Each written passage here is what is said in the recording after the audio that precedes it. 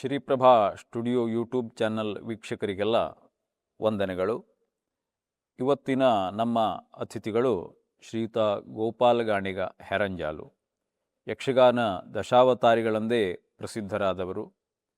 ಆರಂಭಿಕವಾಗಿ ಯಕ್ಷಗಾನ ವೇಷಧಾರಿಯಾಗಿ ರಂಗಸ್ಥಳವನ್ನು ಪ್ರವೇಶ ಮಾಡಿದ ಶ್ರೀಯುತರು ಭಾಗವತರಾಗಿ, ನಿರ್ದೇಶಕರಾಗಿ, ಯಕ್ಷಗಾನ ಗುರುಗಳಾಗಿ ಪ್ರಸಿದ್ಧರಾದವರು. ಬನ್ನಿ ಅವರ ಅನುಭವ ಆಶಯಗಳನ್ನು ಹಂಚಿಕೊಳ್ಳೋಣ. ಗೋಪಾಲ್ ಗಾಣಿಗರಿಗೆ ನಮಸ್ಕಾರ. ನಮಸ್ತೆ.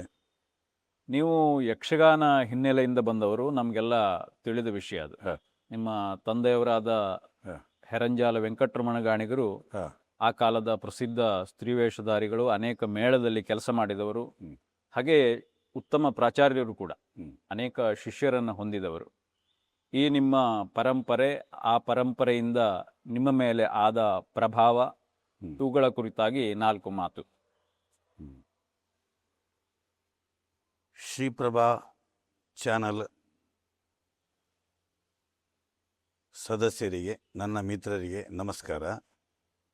ಹಾಗೆ ಈ ಚಾನಲನ್ನು ವೀಕ್ಷಿಸುವಂತಹ ಕಲಾ ವಿಮರ್ಶಕರು, ಕಲಾಸಕ್ತರಿಗೆ ನಮಸ್ಕರಿಸಿ ನನ್ನದೊಂದೆರಡು ಮಾತು. ಹೆರಂಜಾಲು ಪರಂಪರೆ ಅಂದರೆ ನನ್ನಿಂದಲೇ ಬಂದದ್ದಲ್ಲ, ಇದು ನನಗೆ ಬಳುವಳಿ. ನಮ್ಮ ಅಜ್ಜನವರು ಗಣಪಯ್ಯ ಗಾಣಿಗ ಅವರು ಹಿಂದೆ ವೃತ್ತಿಪರರಲ್ಲದಿದ್ದರೂ ಹವ್ಯಾಸಕ್ಕಾದರೂ ಅವರೇ ಸಹೋದರರೆಲ್ಲ ಸೇರಿ ತಾಳಮದ್ದಲೆ, ಕೂಟ, ಹೀಗೆ ಭಜನೆ, ಮುಖ್ಯವಾಗಿ ತಾಳಮದ್ದಲೆ ಭಜನೆ ಇಂದ ಆಮೇಲೆ ಯಕ್ಷಗಾನಕ್ಕೆ ವೃತ್ತಿರಂಗಕ್ಕಿಳಿದವರು ನಮ್ಮ ತಂದೆಯವರು ವೆಂಕಟರಮಣ ಗಾಣಿಗ, ಗುರು ವೀರಭದ್ರ ನಾಯ್ಕ್. ಇದು ಮಟಪಾಡಿ ಒಂದು ಮಟ್ಟು, ಯಕ್ಷ ನೃತ್ಯದ ಒಂದು ಮಟ್ಟು, ಮಟಪಾಡಿ ಮಟ್ಟು, ವೀರಭದ್ರ ನಾಯ್ಕರಿಂದ ಹುಟ್ಟಿರುವಂಥದ್ದು. ಈ ಯಕ್ಷ ಮಟ್ಟುಗಳ ಅಧ್ಯಯನವನ್ನು ನಮ್ಮ ತಂದೆಯವರು ವೀರಭದ್ರ ನಾಯ್ಕರಿಂದ ಕಲಿತವರು. ಯಕ್ಷಗಾನ ಕೇಂದ್ರದಲ್ಲಲ್ಲದಿದ್ದರೂ ಮೇಳದ ತಿರುಗಾಟದಲ್ಲಿಯೇ ಅಭ್ಯಾಸ ಮಾಡಿದವರು ನಮ್ಮ ತಂದೆ. ಹಾಗೆ ಮುಂದುವರಿದು ವೃತ್ತಿಪರ ರಂಗದಲ್ಲಿ ಸುಮಾರು 45 ವರ್ಷದವರೆಗೂ ನಮ್ಮ ತಂದೆಯವರು ಸೇವೆ ಮಾಡಿದವರು. ನಿರಂತರ ಯಕ್ಷಗಾನ ಮೇಳ, ಉದಾಹರಣೆಗೆ ಮೊದಲಾಗಿ ಮಾರಣಕಟ್ಟೆ, ಹಾಗೆ ಅಮೃತೇಶ್ವರಿ, ನಂತರ ಬಡಾಬಡಗು ಮೇಳ, ಕೆರೆಮನೆ ಶಿವರಾಮ ಹೆಗ್ಡೆಯವರು, ಆಗಿನ ರಾಷ್ಟ್ರ ಪ್ರಶಸ್ತಿ ಪುರಸ್ಕೃತರಾದಂಥ ಅವರು ಮೇಳ ಮಾಡಿದಂಥ ಸಂದರ್ಭದಲ್ಲಿ ನಮ್ಮ ತಂದೆಯವರು ಮುಖ್ಯ ಸ್ತ್ರೀವೇಷ ಬಡಾಬಡಗು ಮೇಳದಲ್ಲಿ ಶಿವರಾಮ ಹೆಗ್ಡೆಯವರ ಜೊತೆ. ನಂತರವೂ ಶಂಭು ಹೆಗ್ಡೆರ ಕಾಲದಲ್ಲಿಯೂ ಸಾಲಿಗ್ರಾಮದಿಂದ ಏಕಕಾಲದಲ್ಲಿ ಕೆಲವು ಕಲಾವಿದರು ಬಿಟ್ಟು ಈ ಕಡೆ ಬಂದು ಬಡಾಬಡಗು ಮೇಳ ಇಡಗುಂಜಿ ಶಂಭು ಹೆಗ್ಡೆರ ನೇತೃತ್ವದಲ್ಲಿ ನಡೆಸಿದಂಥ ಆ ಮೇಳದಲ್ಲಿಯೂ ತಿರುಗಾಟ ಮಾಡಿದಂಥ ಅನುಭವಿ ಕಲಾವಿದರು ನನ್ನ ತಂದೆಯವರು. ಗುರು ಪರಂಪರೆಯಲ್ಲಿ ಮುಂದೆ ಬಂದವರು. 1963ರಲ್ಲಿ ಅವರದ್ದು ಗುರುಕುಲ ಪದ್ಧತಿಯಲ್ಲಿ ಯಕ್ಷಗಾನ ಆಸಕ್ತರಿಗೆ ನಾಟ್ಯ ತರಬೇತಿಯನ್ನು ಮಾಡುತ್ತಾ ಕಲಾವಿದರನ್ನು ಮುನ್ನೆಲೆಗೆ ತಂದವರು ನಮ್ಮ ತಂದೆಯವರು. ಹೀಗೆ 1963ರಲ್ಲಿ ಜನಿಸಿದ ನನಗೂ ಆ ಗೀಳು ಹತ್ತಿದ್ದು ಹಾಗೆ ಪರಂಪರೆ, ಮತ್ತು ಸದಾಕಾಲ ಯಕ್ಷಗಾನದ ನಾಟ್ಯ ತಾಳಗಳನ್ನು ಕೇಳುವುದರಿಂದ ಅದರಲ್ಲಿ ಆಸಕ್ತಿ ಮೂಡಿತು. ಹಾಗೆಯೇ ನಿರಂತರವೂ ಮಹಾರಣಕಟ್ಟೆ, ಕೆಲವು ಬಯಲಾಟಗಳ ಮೇಳದ ಪ್ರದರ್ಶನಗಳು ರಾತ್ರಿ ಆಗುವುದರಿಂದ ಆಟಕ್ಕೆ ಹೋಗುವಂಥ ಅತಿಯಾದ ಆಸಕ್ತಿ ಇದ್ದಿತ್ತು. ಹಾಗಾಗಿ ಯಕ್ಷಗಾನವನ್ನು ನೋಡಿ ಬಂದು ಆಮೇಲೆ ಹಗಲಲ್ಲಿ ನಾವು ರಂಗಸ್ಥಳ ಮಾಡಿ ಕುಣಿಯುವಂಥದ್ದು ಸಣ್ಣ ಸಣ್ಣ ಹುಡುಗಾಟಿಕೆಯಲ್ಲಿ ಆದಂಥ ಸಂಗತಿ. ಆಮೇಲೆ 1978ರಲ್ಲಿ ಯಕ್ಷಗಾನ ಕೇಂದ್ರ ಉಡುಪಿ ಶಿವರಾಮ ಕಾರಂತರ ಕೇಂದ್ರದಲ್ಲಿ ನಾಟ್ಯಾಭ್ಯಾಸಕ್ಕೆ ಸೇರ್ಪಡೆ. ತಂದೆಯವರೇ ಪ್ರಸಿದ್ಧ ವೇಷಧಾರಿ ಪ್ರಾಚಾರ್ಯರಾದರೂ ಕೂಡ ನೀವು ಕೇಂದ್ರವನ್ನು ಆಯ್ಕೆ ಮಾಡಿಕೊಂಡ್ರಿ ಕಲೀಲಿಕ್ಕೆ. ಕೇಂದ್ರ ಅಂದರೆ ನಮ್ಮ ತಂದೆಯವರೇ ಅಲ್ಲಿ ನಾಟ್ಯ ಗುರುವಾಗಿದ್ದರು. ಸರಿ ಸರಿ. 75ರಲ್ಲಿ. ನಾನು 78ರಲ್ಲಿ ಅಲ್ಲಿ ನಾಟ್ಯಾಸಕ್ತನಾಗಿ ಹೋದೆ. ನೃತ್ಯಾಭ್ಯಾಸ 2 ವರ್ಷ ನೃತ್ಯಾಭ್ಯಾಸ. ಆಮೇಲೆ ವೇಷಗಾರಿಕೆಗಾಗಿ ಅಮೃತೇಶ್ವರಿ ಮೇಳದಲ್ಲಿ ಸೇರ್ಪಡೆಗೊಂಡೆ. 2 ವರ್ಷಗಳ ಕಾಲ ವೇಷಧಾರಿ, ಬಾಲಕ ವೇಷ ಅಂತೂ ಬಬ್ಬರು ವಾಹನ, ಅಭಿಮನ್ಯು, ಪ್ರಹ್ಲಾದ, ಹೀಗೆ ಸಣ್ಣ ಸಣ್ಣ ಪಾತ್ರಗಳು ಮಾಡ್ತಾ ಇದ್ದೆ. ನಂತರ ಕಲಿಯುವಂಥ ತುಡಿತ, ಅಂದರೆ ಯಕ್ಷಗಾನವನ್ನು ಬರೇ ನಾಟ್ಯವನ್ನೇ ಅಭ್ಯಾಸ ಮಾಡಿ ಅಲ್ಲಿಗೆ ಮುಗಿಯಬಾರದು. ಯಕ್ಷಗಾನದ ಸರ್ವಾಂಗೀಣ ಅಂದರೆ ಭಾಗವತಿಗೆ, ಚಂಡೆ, ಮದ್ದಲೆ, ನಿರ್ದೇಶನ ಇವುಗಳನ್ನು ಅಭ್ಯಾಸ ಮಾಡುವ ತುಡಿತದಿಂದ ಮತ್ತೆ ಯಕ್ಷಗಾನ ಕೇಂದ್ರಕ್ಕೆ ಸೇರ್ಪಡೆ 80ರಲ್ಲಿ.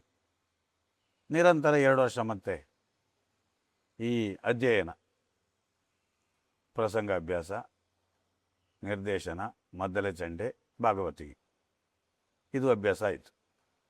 ಆ ನಂತರ ಮಾರಣಕಟ್ಟೆ ಮೇಳಕ್ಕೆ ಸಹಭಾಗವತನಾಗಿ ಹೋದದ್ದು. ದಿವಂಗತ ನರಸಿಂಹದಾಸ್ ಮರವಂತೆ ಎನ್ನುವರು ಹಿರಿಯ ಭಾಗವತರು, ಅನುಭವಿ ಭಾಗವತರು. ಅವರೊಂದಿಗೆ ಸಹಭಾಗವತನಾಗಿ 1 ವರ್ಷಗಳ ಕಾಲ ತಿರುಗಾಟ ಮಾಡಿದ್ದೇನೆ. ಅದೊಂದು ಸುವರ್ಣ ವರ್ಷ.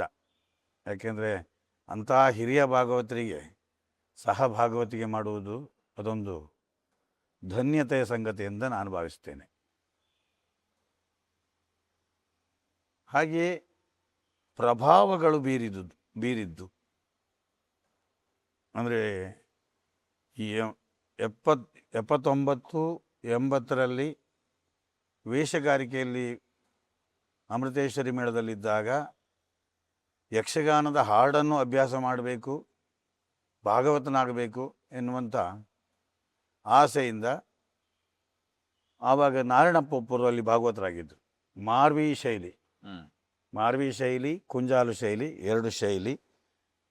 ಮೂರನೇ ಶೈಲಿ ಅಂದರೆ ಈ ಬಡಗು ಶೈಲಿಯು ಒಂದು ಶೈಲಿಯೇ. ಹಾಗೆ ಯೋಚಿಸಿದರೆ ನಮ್ಮ ಕಡೆ ಮತ್ತೊಂದು ಶೈಲಿ ಉಂಟು, ವೈದ್ಯರ ಶೈಲಿ ಅಂತ. ಹಾಗೆ ಅಂದರೆ ಈ ಕುಂಜಾಲು ಶೈಲಿ ಅಂದರೆ ಶಾಖೆ ಹೊಡೆದದ್ದು ಅಂತ ಹೇಳ್ಬೋದು. ನಾವುಡ್ರ ಶೈಲಿ, ರಾಮಚಂದ್ರ ನಾವುಡ್ರು, ಅದೊಂದು ವಿಶೇಷವಾದ ಶೈಲಿ ಅದು. ನಾವು ಸರಿಯಾಗಿ ಕೇಳದಿದ್ರು ನಮ್ಮ ತಂದೆಯವರೆಲ್ಲ ಹೇಳ್ತಿದ್ರು, ನಾವುಡ್ರ ಶೈಲಿ ಅದೊಂದು ಹೊಸ ರೀತಿಯ ಶೈಲಿ, ಹೊಸ ರೀತಿಯ ಪದ್ಯದ ನಡೆ ಅಂತ ಹೇಳ್ತಿದ್ರು. ಇದು ಕೇಳಿದ ಅನುಭವ ಬಿಟ್ಟರೇನು, ಅಂದರೆ ಬೇರೆಯವರು ಹೇಳಿದ್ದನ್ನು ಕೇಳಿದ್ದು ಬಿಟ್ಟರೆ ಪದ್ಯವನ್ನು ಸರಿಯಾಗಿ ನಾವು ಕೇಳಲಿಲ್ಲ. ಆ ಕಾಲದಲ್ಲಿ ಶೈಲಿಗಳು ಕೆಲವು ಉಂಟು. ಮುಖ್ಯವಾಗಿರುವುದು ಮಟಪಾಡಿ ಶೈಲಿ, ಕುಂಜಾಲು ಶೈಲಿ, ಮಾರ್ವಿ ಶೈಲಿ. ಶ್ರೀನಿವಾಸ ಉಪ್ಪೂರರಿಂದ ಮಾರ್ವಿ ಶೈಲಿ, ಹಾಗೆಯೇ ಶೇಷಗಿರಿ ಕಿಣಿ ಅವರಿಂದ ಕುಂಜಾಲು ಶೈಲಿ ಹುಟ್ಟಿಕೊಂಡಿತು, ಹುಟ್ಟು ಹಾಕಿದವರು ಅವರು. ಅದರಿಂದ ಉಪ್ಪೂರು ಬಹಳ ಅದನ್ನು ಪ್ರಚಲಿತಕ್ಕೆ ತಂದವರು ಉಪ್ಪೂರು, ಪ್ರಾಚಾರ್ಯರಾದ ಉಪ್ಪೂರು. ಅಂಗಾರಕಟ್ಟೆ ಯಕ್ಷಗಾನ ಕೇಂದ್ರದಲ್ಲಿ ಅವರು ಗುರುವಾಗಿದ್ದರು. ಆಮೇಲೆ ಮೇಳದಲ್ಲಿಯೂ ಬಹಳ ತಿರುಗಾಟ ಮಾಡಿದರು, ಗೌರವಾನ್ವಿತ ಭಾಗವತರು. ಅವರಿಂದ ಅವರ ಪ್ರಭಾವ ನನ್ನ ಮೇಲೆ ಮೀರಿದ ಕಾರಣ ಭಾಗವತಿಗೆಯಲ್ಲಿ ಮುಂದುವರಿದೆ. ಕೆಲವು ಪ್ರಸಂಗಗಳು, ಲಂಕಾದಹನ, ರಾಮಾಂಜನೇಯ, ಇಂತಹ ಪ್ರಸಂಗ ಬಹಳ ಅಚ್ಚುಮೆಚ್ಚಿನ ಪದ್ಯಗಳು, ಅಚ್ಚುಕಟ್ಟಾಗಿ ಹಾಡುವ ರೀತಿ ಉಪ್ಪೂರರದ್ದು. ಅವರು ನಮಗೆ ಪ್ರಭಾವಿಗಳು. ಹಾಗೆ ನೀಲಾವರದವರು, ಗುರು ನೀಲಾವರ ಅವರು ನಮಗೆ ಪ್ರಾಥಮಿಕದಿಂದ ಹಿಡಿದು ಭಾಗವತಿಗೆ, ಹಾಗೆ ಮದ್ದಲೆ, ಚಂಡೆ, ಮಹಾಬಲ ಕಾರಂತರು, ಕೋಟ ಹಾಗೂ ನಾಟ್ಯ ಪ್ರಾಕಾರಗಳನ್ನು ನನ್ನ ತಂದೆಯಿಂದಲೇ ಅಭ್ಯಾಸ ಮಾಡಿದ್ದು. ಮತ್ತು ನಿರ್ದೇಶನ, ತಂದೆಯವರು ಸಂಘದ ಟ್ರಯಲ್ಗೆಲ್ಲ ಹೋಗುವಾಗ ನಾನು ಹೋಗ್ತಾ ಇದ್ದೆ. ಆವಾಗ ಅಭ್ಯಾಸ ಆದದ್ದು ಪ್ರಸಂಗಗಳು ಹೆಚ್ಚಿಗೆ. ಬೆರಳೆಣಿಕೆ ಪ್ರಸಂಗಗಳು ನನಗೆ ಕೇಂದ್ರದಲ್ಲಿ 4 ಗೋಡೆ ಮಧ್ಯೆ ಆಗಿತ್ತು ಬಿಟ್ಟರೆ, ಆಮೇಲೆ ಆನಂತರದ ಪ್ರಸಂಗಗಳನ್ನು ಹೀಗೆ ಸಂಘದ ನಿರ್ದೇಶನಕ್ಕೆ ಹೋದಾಗ ಮೇಳದಲ್ಲಿ ಹೆಚ್ಚಿಗೆ ಪ್ರಸಂಗ ಅಭ್ಯಾಸ ಆದದ್ದು. ಅದೇ ಕೇಂದ್ರದಲ್ಲಿ ಎಷ್ಟೇ ನಾವು ಅಭ್ಯಾಸ ಮಾಡಿದ್ರು ಅದು ಪರಿಪೂರ್ಣ ಆಗಬೇಕು ಅಂತಂದ್ರೆ ಅದು ರಂಗಸ್ಥಳದಲ್ಲೇ ಆಗ್ಬೇಕು. ರಂಗದಲ್ಲೇ ಸಿಗಬೇಕು. ರಂಗನಡೆ ಅನ್ನೋದು ಒಂದು ಪ್ರತ್ಯೇಕವೇ ಅದು. ಇವಿಷ್ಟು ನಿಮ್ಮ ಮೇಲೆ ಪ್ರಭಾವ ಬೀರಿದ ಅಥವಾ ನಿಮ್ಮ ಪರಂಪರೆಯಿಂದ ಬಂದರು. ಮೂರನೇ ತಲೆಮಾರಿನಲ್ಲಿ ಸಾಗ್ತಾ ಇದ್ದೇನೆ ನಾನು. ನನ್ನಿಂದ ನನ್ನ ಮಗ, ಅವ 4ನೇ ತಲೆಮಾರು. ಸಾಮಾನ್ಯ ಒಂದು 200 ವರ್ಷದ ಒಂದು ಇತಿಹಾಸ ನಮ್ಮ ಅಜ್ಜ ಅವರಿಂದ ಹಿಡಿದರೆ. ಅವರು ಹವ್ಯಾಸಿಗಳಾದರೂ ಆಮೇಲೆ ವೃತ್ತಿಪರರಾಗಿ ತಂದೆಯವರು, ನಾನು, ಹೀಗೆ ನಡೀತಾ ಇದೆ. ಈಗ ನೀವೇ ಹೇಳಿದ ಹಾಗೆ ಭಾಗವತಿಕೆಯಲ್ಲಿ ಬೇರೆ ಬೇರೆ ಶೈಲಿಗಳು ಅಂತ ಹೇಳಿದ್ರಿ. ಒಂದು ಕುಂಜಾಲು ಶೈಲಿ ಇರಬಹುದು ಅಥವಾ ಮಾರ್ವಿ ಶೈಲಿ ಇರಬಹುದು. ಈಗ ನೀವೇ ಒಂದು ಹೊಸ ಶಾಖೆ ಹೇಳಿದ ಹಾಗೆ ವೈದ್ಯರ ಶೈಲಿ ಅಂತ. ಆಮೇಲೆ ನಮ್ಮ ಹೊನ್ನಾವರದಿಂದ ಈಚೆಗೆ ಒಂದು ಬಡಾ ಬಡಗು ಶೈಲಿ, ಅಂದ್ರೆ ತೀರ ವಿಲಂಬಿತ ಲಯದಲ್ಲಿ ಬಳಸುವಂತಹ ಶೈಲಿ ಕೂಡ ಇತ್ತು. ಈಗ ಪ್ರಸ್ತುತದಲ್ಲಿ ಅಂದ್ರೆ ಈ ಕಾಲಕ್ಕೆ ಈ 2-3 ಶೈಲಿಗಳನ್ನು ಪ್ರತ್ಯೇಕವಾಗಿ ಗುರುತಿಸಬಹುದೇ? ಅಂದ್ರೆ ನಾವು ಮೇಲ್ನೋಟಕ್ಕೆ ಕಾಣುವ ಹಾಗೆ ಎಲ್ಲ ಶೈಲಿಗಳು ಒಂದಕ್ಕೊಂದು ಸೇರಿ ಅಂದ್ರೆ ಮಿಕ್ಸ್ ಆದಾಗ ನಮ್ಗೆ ಕಾಣಿಸ್ತದೆ. ಈಗ ಈ 3 ಶೈಲಿಗೆ ಪ್ರಾತಿನಿಧಿಕ ಭಾಗವತರು ಸದ್ಯಕ್ಕೆ ಯಾರಾದರೂ ಕಾಣ್ತಾರೆ ಅಥವಾ ಈ 3 ಶೈಲಿಗಳು ಪ್ರತ್ಯೇಕವಾಗಿ ಗುರುತಿಸಬಹುದೇ? ಗುರುತಿಸಬಹುದು. ಗುರುತಿಸಬೇಕಿದ್ರೆ ಸರಿಯಾದಂಥ ರಂಗ ಬೇಕು. ರಂಗ ಅಂದರೆ ಆ ಪರಂಪರೆಯನ್ನು ಬಲ್ಲ ಕಲಾವಿದರು, ಹಿರಿಯ ಕಲಾವಿದರು ರಂಗದಲ್ಲಿ ಸಿಕ್ಕಿದಾಗ ಅವರು ನಮಗೆ ಸಾಥ್ ಕೊಡಬೇಕು, ಅವರ ಸಹಕಾರ ಬೇಕು, ವೇಷಧಾರಿಯಾದವರ ಸಹಕಾರ ಬೇಕು. ಉದಾಹರಣೆಗೆ ಬಡಾ ಬಡಗಿನಲ್ಲಿ ಹಿಂದೆ ಆಗಿ ಹೋದ ಕಲಾವಿದರು ಸ್ವಲ್ಪ ವಿರಳಾಗಿದ್ದಾರೆ ಈಗ. ಹೌದು. ನಾವು ರಾಮ ಹೆಗಡೆ, ಲಕ್ಷ್ಮಣ ಹೆಗಡೆ ಅಥವಾ ಹಿಂದೆ ಆಗಿ ಹೋದ ದೇವ್ರ ಹೆಗಡೆ, ಶಿವರಾಮ ಹೆಗಡೆ, ಇವರನ್ನೆಲ್ಲ ರಂಗದಲ್ಲಿ ನೋಡುವಂಥ ಅವಕಾಶ ನಮಗೆ ಸಿಗಲಿಲ್ಲ. ಯಾಕೆಂದರೆ ನಾವು ಬಾಲಿಶದಲ್ಲಿದ್ದವರು.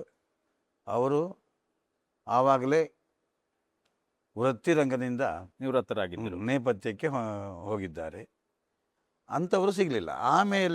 ಆಮೇಲಿನ ತಲೆಮಾರು ಮಹಾಬಲ ಹೆಗಡೆಯವರು, ಶಿವರಾಮ ಹೆಗಡೆಯವರು, ಚಿಟ್ಟಾಣಿಯವರು, ಹೀಗೆ ಈ 3 ಕಲಾವಿದರು, ಹಾಗೆ ಕೆಲವು ಹಿರಿಯ ಕಲಾವಿದರು ಸಿಕ್ಕಿದರೆ ಆ ಬಡಾ ಬಡಗಿನ ಒಂದು ಹಿಮ್ಮೇಳದ ಸೊಗಡನ್ನು ತೋರಿಸಬಹುದು.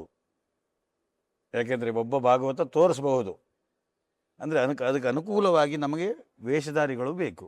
ವೇಷಧಾರಿಗಳು, ವಾದಕರು ಮದ್ದಲೆ ಚಂಡೆ ವಾದಕರು ಹಾಗೆ ಬೇಕು. ಭಾವವನ್ನರಿತು ಚಂಡೆ ಮದ್ದಲೆ ನುಡಿಸುವಂತಹ ಸಾಹಿತ್ಯ ಪ್ರಜ್ಞೆ ಇರುವಂತಹ ಮದ್ದಲೆ ಚಂಡೆಗಾರರು ಅದಕ್ಕೆ ಅನುಕೂಲವಾಗಿರಬೇಕು. ಪದ್ಯದ ಬಂಧಗಳನ್ನು ತಿಳಿದವರಾಗಿರಬೇಕು. ಅದಕ್ಕೆ ಪ್ರಧಾನವಾಗಿ ವೇಷಧಾರಿಗಳು ನಮಗೆ ಅನುಕೂಲರಾಗಬೇಕು. ಆಗಿದ್ದರೆ ಮಾತ್ರ ಆ ಒಂದು ವಾತಾವರಣವನ್ನು ಮೂಡಿಸಬಹುದು. ಪೂರ್ಣ ಪ್ರಮಾಣದಲ್ಲಿ ಅಲ್ಲದೇ ಇದ್ದರೂ ಸ್ವಲ್ಪ ಮಟ್ಟಿಗೆ ಮೂಡಿಸಬಹುದು. ಹಾಗೆ 3 ಪ್ರಭೇದಗಳ ವಿಶೇಷತೆಯನ್ನ ಹೇಳಬಹುದೇ? ಬೇರೆ ಬೇರೆ ಏನೇನು ಕಾಣಿಸ್ತದೆ ಒಂದೊಂದು ಶೈಲಿಯಲ್ಲಿ? ವಿಶೇಷತೆ ಅಂದರೆ ಒಂದು ನಮ್ಮ ನಡುಬಡಗು ಅಂದರೆ ಇದರಲ್ಲಿ ಮಾರ್ವಿ ಮಟ್ಟು ಉಂಟು, ಹಾಗೆ ಕುಂಜಾಲು ಶೈಲಿಯೂ ಉಂಟು, 2 ಶೈಲಿ ಉಂಟು. ಇದು ನಾಟ್ಯ ಪ್ರಕಾರದಲ್ಲಿ ಮಟಪಾಡಿ ಮಟ್ಟು ಹಾಗೆ ಹರಾಡಿ ಮಟ್ಟು, ಇದು 2 ಹಿಂದೆ ಪ್ರಚಲಿತವಾದದ್ದು, ಹೆಸರುವಾಸಿಯಾದದ್ದು ಇದು. ಇದರಲ್ಲಿ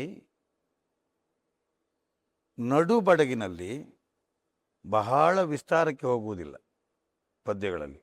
ಉದಾಹರಣೆಗೆ ಒಂದು ಸಂವಾದದ ಸಂದರ್ಭ, ಸುಧನ್ವ ಅರ್ಜುನರ ಸಂವಾದ. ಇದರಲ್ಲಿ ಹಿತಮಿತವಾಗಿ ಪದ್ಯದ ವಿಸ್ತಾರ ಮಾಡಿ ಆಮೇಲೆ ಮುಕ್ತಾಯದ ಹಂತಕ್ಕೆ ಹೋಗುವಂಥದ್ದು ನಡುಬಡಗು. ಅಭಿನಯ ಬಹಳವಿಲ್ಲದುದು ಸ್ವಲ್ಪ ಮಟ್ಟಿನ ಅಭಿನಯ. ನಾಟ್ಯ ಪ್ರಕಾರಗಳು ಸ್ವಲ್ಪ ವಿಸ್ತಾರವಾಗಿರ್ತದೆ. ಇದು ನಡುಬಡಗು. ಬಡಾಬಡಗಿನಲ್ಲಿ ಪದ್ಯಗಳ ಆದಿ ವೇಗದಲ್ಲಿರಬೇಕು. ಯಾವುದು? ಪದ್ಯಗಳ ನಿಧಾನವಾಗಿ ಸಾಗಬೇಕು. ಅದಕ್ಕೆ ಸರಿಯಾಗಿ ಅಭಿನಯಕ್ಕೆ ಒತ್ತು ಕೊಟ್ಟವರು ಬಡಾಬಡಗು ಕಲಾವಿದರು. ನಾಟ್ಯಕ್ಕೆ ಪ್ರಾಧಾನ್ಯತೆ ಕೊಟ್ಟವರು ನಡುಬಡಗು. ಇದರಲ್ಲಿ ಪದ್ಯ ಬರುವುದಿಲ್ಲ. ಪದ್ಯ ಅಲ್ಲಿ ಅದೇ ಆ ಶೈಲಿ, ಅಲ್ಲಿ 2 ಶೈಲಿ, ಇಲ್ಲೊಂದು ಶೈಲಿ.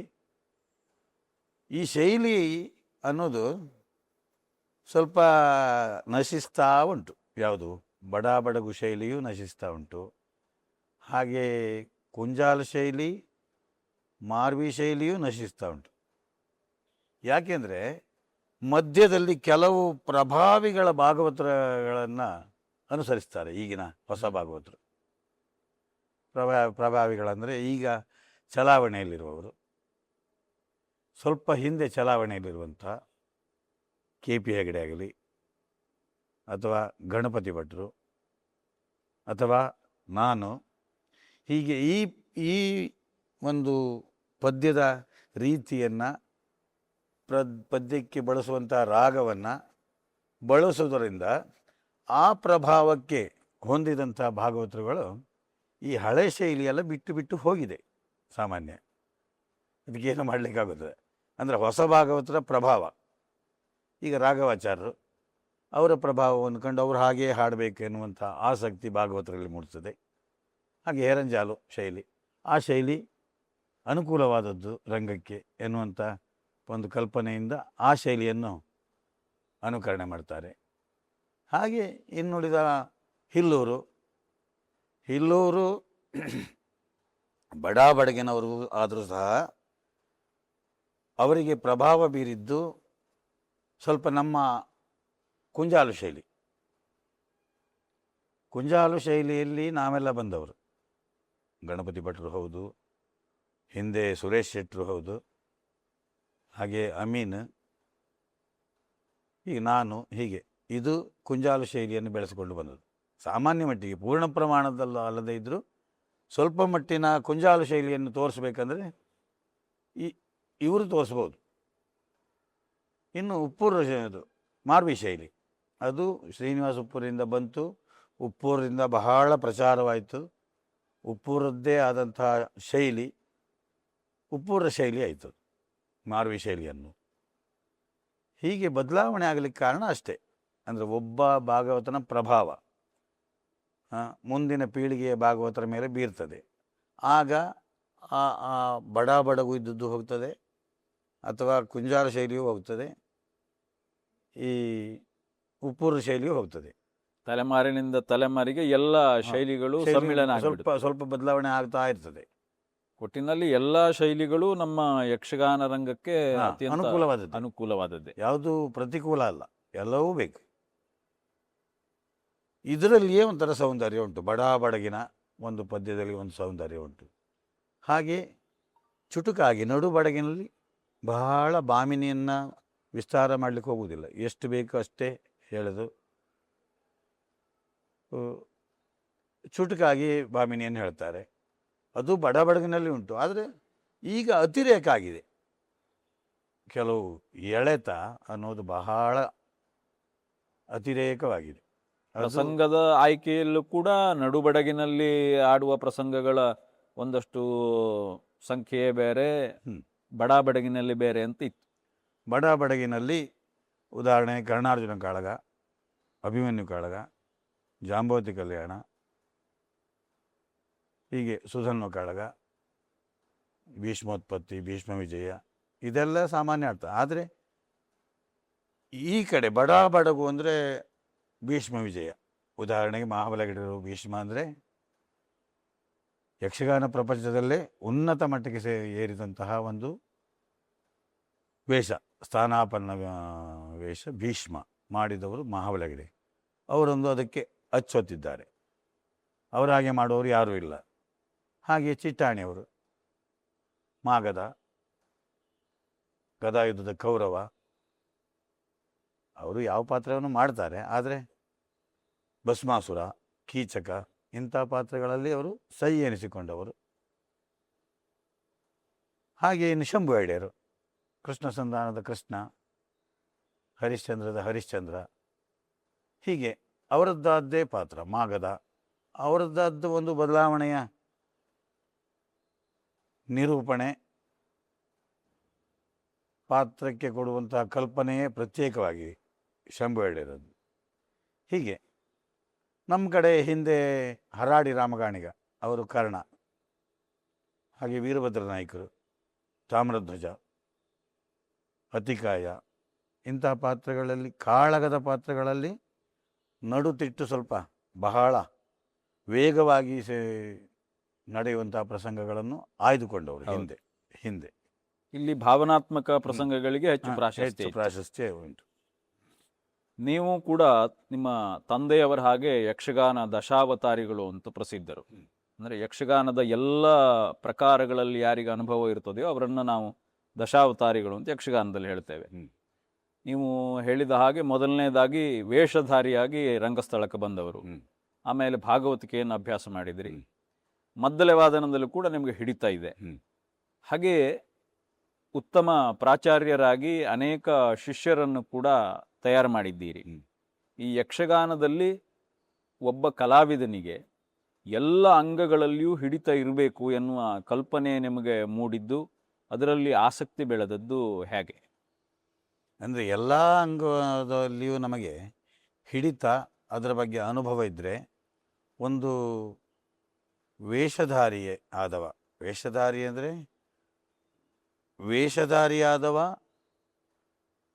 ಎಲ್ಲವೂ ವೇಷಕ್ಕೆ ಬೇಕಾದಂತಹ ಅಂಗಗಳು ಎಲ್ಲವೂ ಪರಿಪೂರ್ಣ ಆಗಿರ್ತದೆ ಎನ್ನುವ ಭರವಸೆ ಇಲ್ಲ. ಯಾಕಂದರೆ ಒಬ್ಬರಿಗೆ ಮಾತುಗಾರಿಕೆಯೇ ಪ್ರಾಧಾನ್ಯವಾಗಿರ್ತದೆ, ಒಬ್ಬರಿಗೆ ನೃತ್ಯ ಪ್ರಧಾನವಾಗಿರ್ತದೆ, ಇನ್ನೊಬ್ಬರ ವೇಷವನ್ನು ಕುಳಿತು ನೋಡಬೇಕು, ಅಂಥ ಒಂದು ಸುಂದರವಾದಂಥ ರೂಪವನ್ನು ಹೊಂದಿದವರು ಆಗಿರ್ತಾರೆ.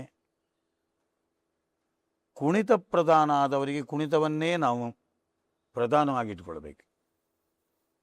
ಮಾತು ಪ್ರಧಾನ ಆದವರಿಗೆ ಕುಣಿತವನ್ನು ನಾವು ಬಹಳ ಗೌಣ ಮಾಡಬೇಕು. ಯಾಕೆಂದರೆ ನಾವು ಕುಣಿಯಲಿಕ್ಕೆ ಬರದೇ ಇದ್ದವರನ್ನು ಬಹಳ ಹೊತ್ತು ಕುಣಿಸಿದರೆ ಏನು ಪ್ರಯೋಜನ ಕಾಣುವುದಿಲ್ಲ, ಸ್ಪಂದನವೇ ಇಲ್ಲದಿರುವಂಥ ಹಾಗಾಗ್ತದೆ. ರಂಗಸ್ಥಳದಲ್ಲಿ ಅವರ ಮರ್ಯಾದೆಯೂ ಹೋಗ್ತದೆ, ಪ್ರೇಕ್ಷಕನಾದವನಿಗೆ ಸಹಿಸಿಕೊಳ್ಳಿಕ್ಕೂ ಆಗುವುದಿಲ್ಲ.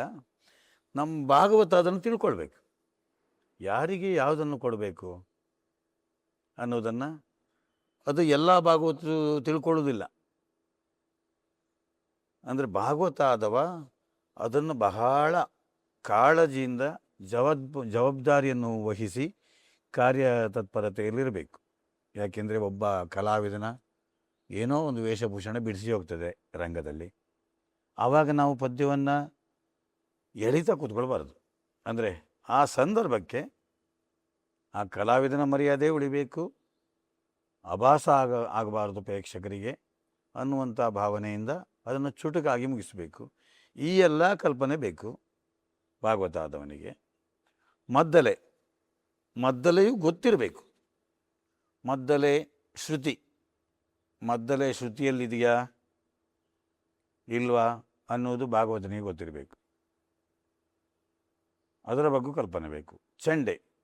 ಚೆಂಡೆ ಯಾವ ಪದ್ಯಕ್ಕೆ ಬಾರಿಸಬಹುದು, ಯಾವ ಪದ್ಯಕ್ಕೆ ಯಾವ ರೀತಿಯ ಬಾರಿಸುವಿಕೆಯನ್ನು ಮಾಡಬಹುದು, ಎಲ್ಲವಕ್ಕೂ ದೊಡ್ಡ ಪೆಟ್ಟು ಹಾಕಿದರೆ ಪ್ರಯೋಜನಕಾರಿ ಆಗ್ತದಾ? ಇಲ್ಲ. ಶೃಂಗಾರಕ್ಕೂ ಬಾರಿಸಬಹುದು, ಆದರೆ ಪೆಟ್ಟು ಎಂಥದ್ದಂತ ಬೇಕು. ಕರುಣಾರಸಕ್ಕೂ ಬಾರಿಸ್ತಾರೆ, ಆದರೆ ಬಾರಿಸುವಂಥ ಅಗತ್ಯ ಇಲ್ಲ. ಬಾರಿಸಿದರೂ ಅದು ಪ್ರತಿಕೂಲವಾಗಿರಬಾರದು ಚೆಂಡೆ ಮದ್ದಲೆ. ಇದನ್ನು ಆಯಾಯ ಕಲಾವಿದ ತಿಳ್ಕೊಳ್ಬೇಕು. ಇದು ಎಲ್ಲ ಇದ್ದರೆ ಮೇಳ. ಹಿಮ್ಮೇಳ ಮುಮ್ಮೇಳ ಸರಿಯಾಗಿದ್ದರೆ ಅದೊಂದು ಮೇಳ, ಸರಿಯಾದ ಪ್ರದರ್ಶನ ನೀಡಲಿಕ್ಕೆ ಆಗುವಂಥ ಮೇಳ ಅಂತ ತಿಳಿದುಕೊಳ್ಳಬಹುದು. ಎಲ್ಲವನ್ನೂ ತಿಳಿದರೆ ಒಳ್ಳೆಯದು. ತಿಳಿಯಲೇಬೇಕೆನ್ನುವಂಥ ಷರತ್ತೇನಿಲ್ಲ, ಆದರೂ ತಿಳ್ಕೊಳ್ಬೇಕು. ಅದರಲ್ಲಿಯೂ ನಮ್ಮಲ್ಲಿ ಭಾಗವತನನ್ನ ಸೂತ್ರಧಾರಿ, ಮೊದಲನೇ ವೇಷಧಾರಿ ಅಂತ ಹೇಳುವಾಗ ಬಹುಶಃ ಈ ಎಲ್ಲ ಪ್ರಕಾರಗಳು ಭಾಗವತನಾದವನಿಗೆ ತಿಳಿದಿದ್ದರೆ ಆ ರಂಗಸ್ಥಳವನ್ನು ನಡೆಸುವುದಕ್ಕೆ, ನಿರ್ದೇಶನ ಮಾಡುವುದಕ್ಕೆ ತುಂಬ ಅನುಕೂಲ ಅಂತ ಅನ್ನಿಸ್ತದೆ. ಆ ಪದ್ಯದ ಕಲ್ಪನೆ ಭಾಗವತ ಸರಿಯಾಗಿ ತಿಳ್ಕೊಳ್ಬೇಕು. ಹಿಂದೆ ಮುಂದೆ ಇರುವಂಥ ಪದ್ಯಗಳು ಯಾವುದು ಸೇರಿಸ್ಬೋದು,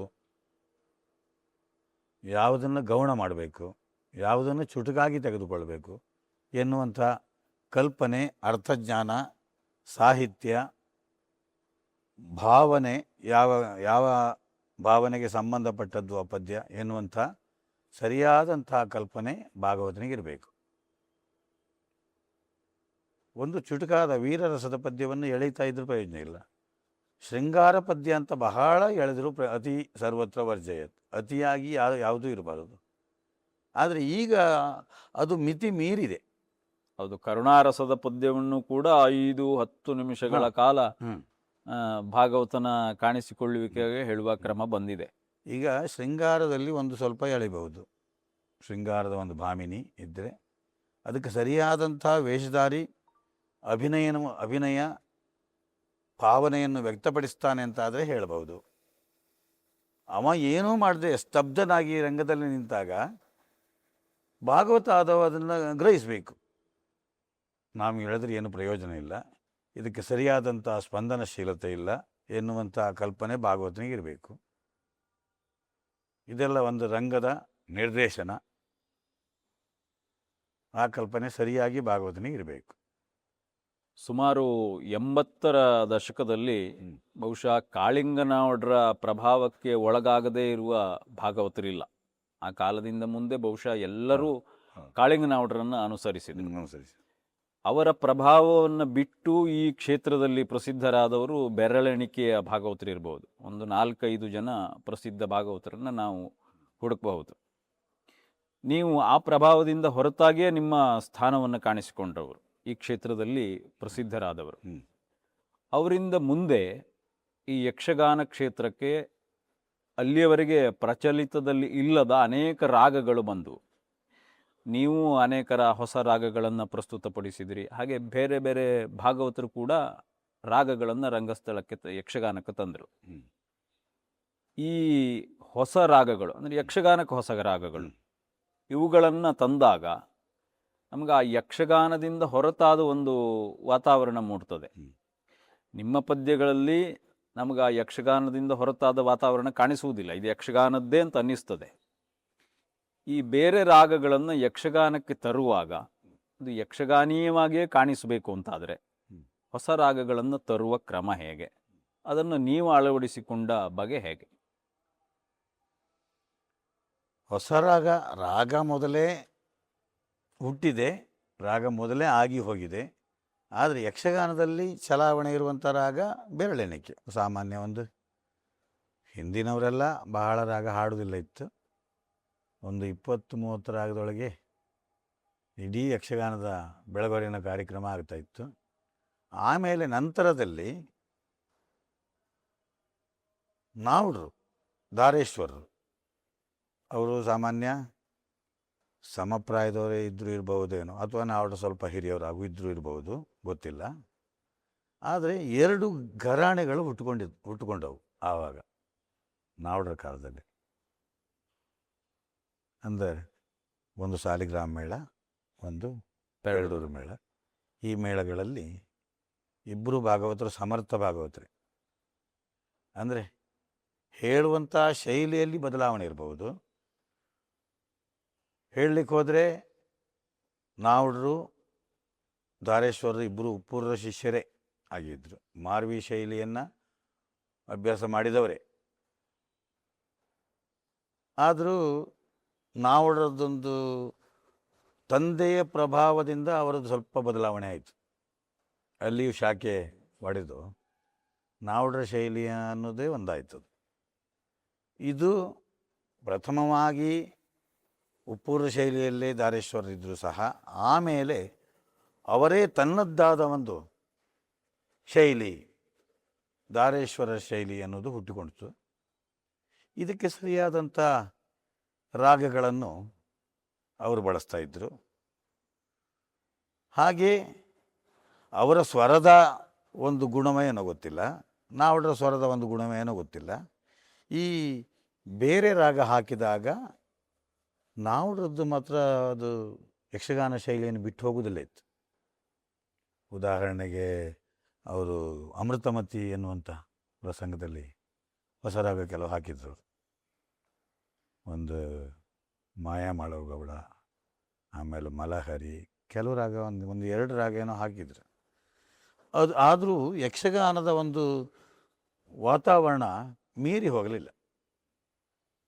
ಆದರೆ ಇವರ ಸ್ವರಕ್ಕೆ, ಅವರ ಸ್ವರಕ್ಕನುಗುಣವಾಗಿ ರಾಗವನ್ನು ಹೊಸ ರಾಗ ಹಾಕುವುದರಲ್ಲಿ ಚಾಣಾಕ್ಷರು ದಾರೇಶ್ವರರು. ಅದರಲ್ಲಿಯೇ ಅವರು ಯಕ್ಷಗಾನದಲ್ಲಿ ಉಚ್ಛ್ರಾಯ ಸ್ಥಿತಿಯನ್ನು ಹೊಂದಿದವರು. ಹಾಗೆ ಯಾವ ರಾಗವನ್ನು ಹಾಕಬಹುದು ಭಾಗವತ ಸಮರ್ಥನಾದರೆ. ಅಂದರೆ ಭಾವನೆಯನ್ನು ಅರಿತುಕೊಳ್ಳಬೇಕು. ಆ ಭಾವನೆಗೆ ನಾವು ಹಾಕಿದಂಥ ಹೊಸ ರಾಗ ಹಿಡಿತದೋ ಅಥವಾ ಏನು ಪ್ರಯೋಜನಕಾರಿ ಅಲ್ಲವೋ ಎನ್ನುವುದು ಭಾಗವತನಿಗೆ ಗೊತ್ತಿರಬೇಕು. ಹಾಗಿದ್ದರೆ ಹೊಸ ರಾಗ ಹಾಕಬಹುದು. ಹಿಂದೆ ಸಾಲಿಗ್ರಾಮ ಮೇಳದಲ್ಲಿ ನಾನು ಹಾಕಿದ್ದೆ ವಾಸಂತಿ ರಾಗ. ಹೌದು, ಅದನ್ನು ಕೇಳಿದವರು ಬಹಳ ಜನ ಇದ್ದಾರೆ. ಹಾಗೆ ಅದೇ ಹೊಸ ಪ್ರಸಂಗದ ಇದರಲ್ಲಿ ಕೆಲವು ಹೊಸ ರಾಗವನ್ನು ಹಾಕಿದ್ದೆ ಆವಾಗ. ವಾಸಂತಿ ಹೌದು, ಚಾರುಕೇಶಿ ಹೌದು, ಆಮೇಲೆ ಶಹನ ರಾಗ ಬಹಳ ವಿರಳ, ಯಕ್ಷಗಾನದಲ್ಲಿ ಹಾಕುವುದಿಲ್ಲ. ಅದು ನಮ್ಮ ಗುರುಗಳ ಅನುಗ್ರಹ. ನೀಲಾವರ ರಾಮಕೃಷ್ಣಯ್ಯ, ನನಗೊಬ್ಬನಿಗೆ ಅಲ್ಲ, ಗಣಪತಿ ಭಟ್ರು ಮುಟ್ಟಗದ್ದೆ, ಹಾಗೆಯೇ ನಾನು, ಕೆಲವೇ ಬೆರಳೆಣಿಕೆಯ ಮಂದಿ ಭಾಗವತರು ಮಾತ್ರ ಈ ಶಹನ ರಾಗ ಇದನ್ನೆಲ್ಲ ಹಾಕ್ತಾ ಇದ್ದೇವೆ ಒಂದು ಕಾಲದಲ್ಲಿ. ಕೆಲವು ಒಂದು ಪ್ರಸಂಗದಲ್ಲಿ ಮಾತ್ರ ಆ ಅಂಥ ಒಂದು ಶೈಲಿಯ ಪದ್ಯ ಇರ್ತದೆ. ಆ ಪದ್ಯಕ್ಕೆ ಆ ರಾಗ ಹಾಕಿದರೆ ಹಿಡಿತದೆ, ಅಥವಾ ಯಾವುದೋ ಒಂದು ಪದ್ಯಕ್ಕೆ ಹಾಕಿದರೆ ಪ್ರಯೋಜನ ಆಗೋದಿಲ್ಲ. ರಾಗ ಆ ಭಾವನೆಗೆ ಸರಿಯಾಗಿ ಇರಬೇಕು. ಆ ರಾಗವನ್ನು ಆ ರೀತಿಯಲ್ಲಿ ಬಳಸಿದರೆ ಮಾತ್ರ ಬಳಸಬಹುದು ಹೊಸ ರಾಗವನ್ನು. ಅದು ಆಭಾಸವಾಗಿ ಕಾಣಬಾರದು ಪ್ರೇಕ್ಷಕರಿಗೆ. ಈ ರಾಗ ಹಾಕಬಾರ್ದಿತ್ತವ ಅಂತ ಹೇಳುವ ಮಾತು ಬರಬಾರ್ದು. ಈ ರಾಗ ಒಳ್ಳೆ, ಅದಕ್ಕೆ ಅನುಕೂಲವಾದಂತಹ ರಾಗ, ಆ ಭಾವನೆಗೆ ಎನ್ನುವಂಥದ್ದು ಪ್ರೇಕ್ಷಕರ ಮನಸ್ಸಿಗೆ ಮುಟ್ಟಬೇಕದು. ಅಂದರೆ ಆ ಭಾವನೆಯಿಂದ ರಾಗ ಪ್ರತ್ಯೇಕವಾಗಿ ಕಾಣಿಸಬಾರ್ದು. ಆ ಭಾವನೆಗೆ ಆ ರಾಗ ಹೊಂದಿದರೆ ಸರಿಯಾದದ್ದು. ಅದು ಯಾವ ರಾಗವನ್ನು ಹಾಕಬಹುದು. ಇನ್ನೊಂದು ನಿಮ್ಮಲ್ಲಿ ಕಾಣುವ ವಿಶೇಷತೆ ಅಂದರೆ ಪ್ರಸಂಗದ ಸಾಹಿತ್ಯವನ್ನು ಬಳಸುವ ಕ್ರಮ. ನಮಗೆಲ್ಲ ಕೆಲವು ಪದ್ಯಗಳನ್ನು ನೋಡಿದರೆ ಆಶ್ಚರ್ಯ ಆಗ್ತದೆ. ಅಂದರೆ ಆ ತಾಳದ ಬಂಧಕ್ಕೆ ಎಲ್ಲೂ ತೊಡಕಾಗದ ಹಾಗೆ, ಅಂದರೆ ಅರ್ಥ ಕೆಡದ ಹಾಗೆ, ಸಾಹಿತ್ಯದಲ್ಲಿರುವ ಅರ್ಥ ಕೆಡದ ಹಾಗೆ ನೀವು ಸಾಹಿತ್ಯವನ್ನು ಲೀಲಾಜಾಲವಾಗಿ ಬಳಸ್ತೀರಿ. ಇದು ವೇಷಧಾರಿಗೆ ತುಂಬ ಅನುಕೂಲ. ಯಾಕೆಂದರೆ ಅವನು ನೃತ್ಯ ಮಾಡ್ತಾ ಮಾಡ್ತಾ 1ನೇ ಮಾತ್ರೆಗೆ ತನ್ನ ಅಭಿನಯವನ್ನು ಎತ್ತಾನೆ ಅಂತಿಲ್ಲ. ಅವ ಬಂದು ನಿಂತಲ್ಲಿ ಕೆಲವರು ಅಭಿನಯಕ್ಕೆ ತೊಡಗಿಬಿಡ್ತಾರೆ. ಆ ಅಭಿನಯ ಮಾಡುವವರಿಗೆ ಎಲ್ಲೂ ತೊಡಕಾಗದ ಹಾಗೆ ನೀವು ಸಾಹಿತ್ಯವನ್ನು ಬಳಸ್ತೀರಿ. ಬಹುಶಃ ಮುಂದಿನ ಪೀಳಿಗೆಯವರಿಗೆ ಸಾಹಿತ್ಯವನ್ನು ಬಳಸುವುದಕ್ಕೆ ನೀವು ಅನುಸರಿಸಿದ ಕ್ರಮ ಏನು? ಅಂದರೆ ಮಟ್ಟು ಹಾಳಾಗಬಾರದು, ಸಾಹಿತ್ಯವೂ ಹಾಳಾಗಬಾರದು. ಲೀಲಾಜಾಲವಾಗಿ ಸಾಹಿತ್ಯವನ್ನು ಬಳಸುವುದು ಹೇಗೆ? ಅಂದರೆ ತಾಳ ನಮ್ಮ ಮನಸ್ಸಿನಲ್ಲಿ ಮೈಗೂಡಿರಬೇಕು. ತಾಳ ಅನ್ನೋದು, ಆ ತಾಳ ಮೈಗೂಡಿ ಇದ್ದಾಗ ತಾಳದ ಯಾವ ಅಕ್ಷರದಲ್ಲಿ ಸಾಹಿತ್ಯವನ್ನು ಆರಂಭ ಮಾಡಿದರೂ ಆ ಅಕ್ಷರ ಜೋಡಣೆ ಸರಿಯಾಗಿರಬೇಕು. ಅಂದರೆ ಸಮದಲ್ಲಿ ಎತ್ತಲಿ ಅಥವಾ ವಿಷಮದಲ್ಲಿ ಎತ್ತಲಿ. ವಿಷಮ ಅಂದರೆ ಈ ಒಂದು 2 ಅಕ್ಷರ ಆದಮೇಲೆ ವಿಷಮ ಪದ್ಯ ಆರಂಭ ಆಗುವುದು. ಹೌದು.